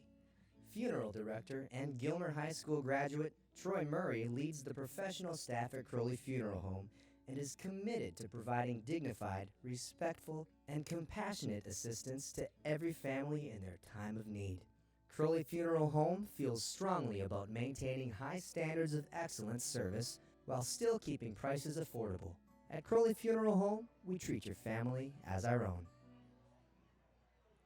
And we come back to Jack V. Murphy Bear Stadium here in Gladewater, Texas, where your Gilmer Buckeyes with 4:47 left to play in the game lead 55-34. Gladewater driving 4th down and 2, and the Buckeyes trying to turn back the tide here at big fullback and tailback. Let's see if they try to feed that beast going downhill. All right, up the middle to the tailback. Fumble. He looks like he recovers it, but boy, he got stuck. Who was it that made initial contact? That was number 16 down on the field, and that was Colton Griffin. That made a good lick on him, knocked that ball loose. Puts his helmet right on the football, right where it belongs, and we almost got the ball back there. But Gladewater's going to continue this drive now inside the red zone down at the Buckeye 14-yard line with 4:34 left to play. And, hey, for the Gladewater Bears, if they can get out of here with, a couple of scores down to the Buckeyes, you're watching 2 of the top teams in the state in their respective classifications here tonight. You're right, Todd. You're looking at number 5 rankings. They roll out and pass. Look at this, a pass complete to the fullback. who gets down inside the 5-yard line down to the 3. That was kind of a cool play. You're looking at the Gladewater Bears ranked 5th in the state in 3A, and the Gilmer Buckeyes ranked 6th. So well, one of those I agree with. The other one I don't. I think the 3 best teams in the state in Division 4A, Division 2 are in no particular order: Carthage, Gilmer, and Pleasant Grove, and we will find out all of the above because all 3 of those teams are going to play each other in the regular season as we get down. And once again, inside the 1-yard line, obviously the Buckeyes have the Carthage Bulldogs in Gilmer in Week 5. And then they got the Pleasant Grove Hawks, which will probably be for the district championship in Week 10 at home. And then if all goes well, the Buckeyes got to beat them both in the playoffs. They would see Pleasant Grove in the quarterfinals as we have for 5 straight years. And they've gone on to win state championships after that. And then the winner of that game will get Carthage in Jerry's World in the state championship game. So that's I think, what 4A is going to boil down to is Gladewater scores again. Now, Gladewater, on the other hand, they've got their big tough challenge in 3A, as we hear the horn, down with Refugio. So in that 3A level, you got a bunch of talented teams kind of down around the Houston area between Houston and College Station that are very, very talented. And, the Gladewater Bears with this caliber of athletes. Remember, DJ, who's at number 2 that's a speedster, is just a junior. So they're going to have him back next year as well. And as long as he is healthy, they got a chance to run with anybody in a 3A. I mean, that's some scary talent. Extra point attempt is good, but we're focusing on the Gilmer cheerleaders instead of the extra point. So 55-41, Buckeyes have a 14-point lead with 3:26 left to play, and I'm still not sure that this won't be an onside kick, Jeff. There is time for Gladewater to claw back into this game if they can get an onside kick. So the Buckeyes cannot go to sleep and make any presumptions here. It's a 14-point game, a 2-score game with 3:25, and with the young men that they have over on that side of the field, they're one play away from going all the way at any one given time. So let's see how the Buckeyes play the hands team here. And if they can come up with the ball, they're going to get great field position and have about half a football field left. And if they can go down and score here and stretch it back to 21, then you can probably say that this game is on ice. But safe to say the Buckeyes have had control of this game all night. And right now you would hate to see for 3:25 for that, to get away from the Buckeyes and them to allow Gladewater to get back in this game, have some late momentum where anything can happen, especially when you got that kind of caliber athletes. DJ Allen over there is just, he's special. I mean, he can play anywhere in the country with that kind of speed and athleticism. So far tonight, not too lucky on the onside kick department. And that one went out of bounds and just couldn't get their hands on it. Well, that's smart play by Mason Hurt. That ball's bouncing and jiggling around and going out of bounds, and Mason, instead of trying to play that ball, goes and blocks the guy that's going to come try to catch the ball and lets it go out of bounds.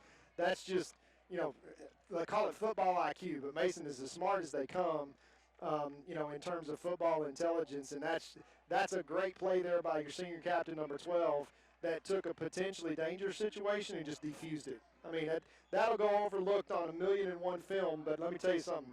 Number 12 there, literally made that play with his brains, and now the Buckeyes have the ball 1st and 10 from the Gladewater 48. All right, Tennyson from the shotgun. They're going to hand off number 17, Rowan. He's got a little bit of room, and he is fighting forward, and another flag comes out. That's probably going to be a hold against Gilmer. And that commentary is provided by Joe Dodd. I told you have a 95% chance. It's always a 95% chance. Well, but the good news is he's not wrong. He's encouraging the officials. That's what he's doing. Yeah, there you go. He's just an encourager. That's his spiritual gift, encouragement. Well, that's going to back the Buckeyes up 10 from the spot of the foul. It's going to bring up 1st and about 24 as the Buckeyes are going to snap this one. Let's call it 1st and 21, the 38-yard line. 3:18 left to play. And Coach Metzel needs to pick up this 1st down. Gladewater still got 2 timeouts left, Jeff. The Buckeyes have all 3 of their timeouts left. We will recognize a couple of other games that we got going in between here, Jeff.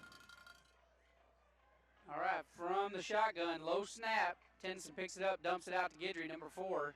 He cuts back up inside, and helmet comes off of a Gladewater Bear, and Guidry's going to pick up a little bit of yardage, but far short of the first down. It's going to bring up second and about 15.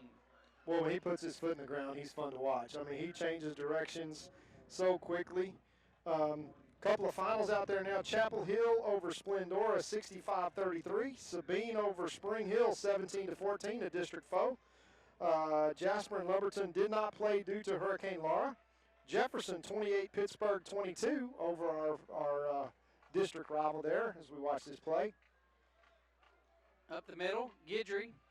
And again, trying to make something out of nothing. He gets back, maybe lost about a yard on that carry. That's going to bring up 3rd and 16 for the Buckeyes.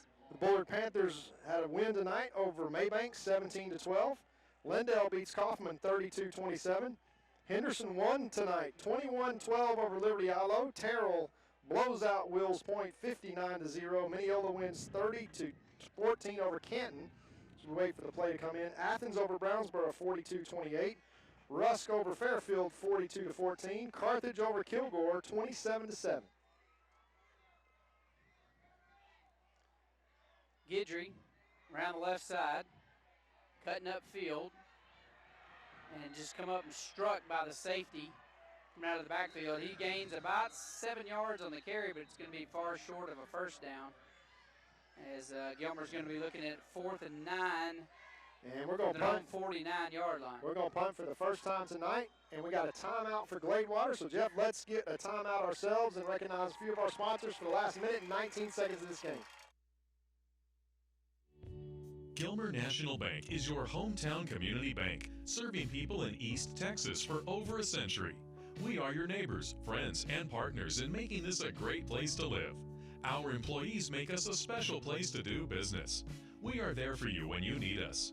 Come by and see us and find out what makes people say, "That's my bank." Gilmer National Bank, an equal opportunity lender and member FDIC.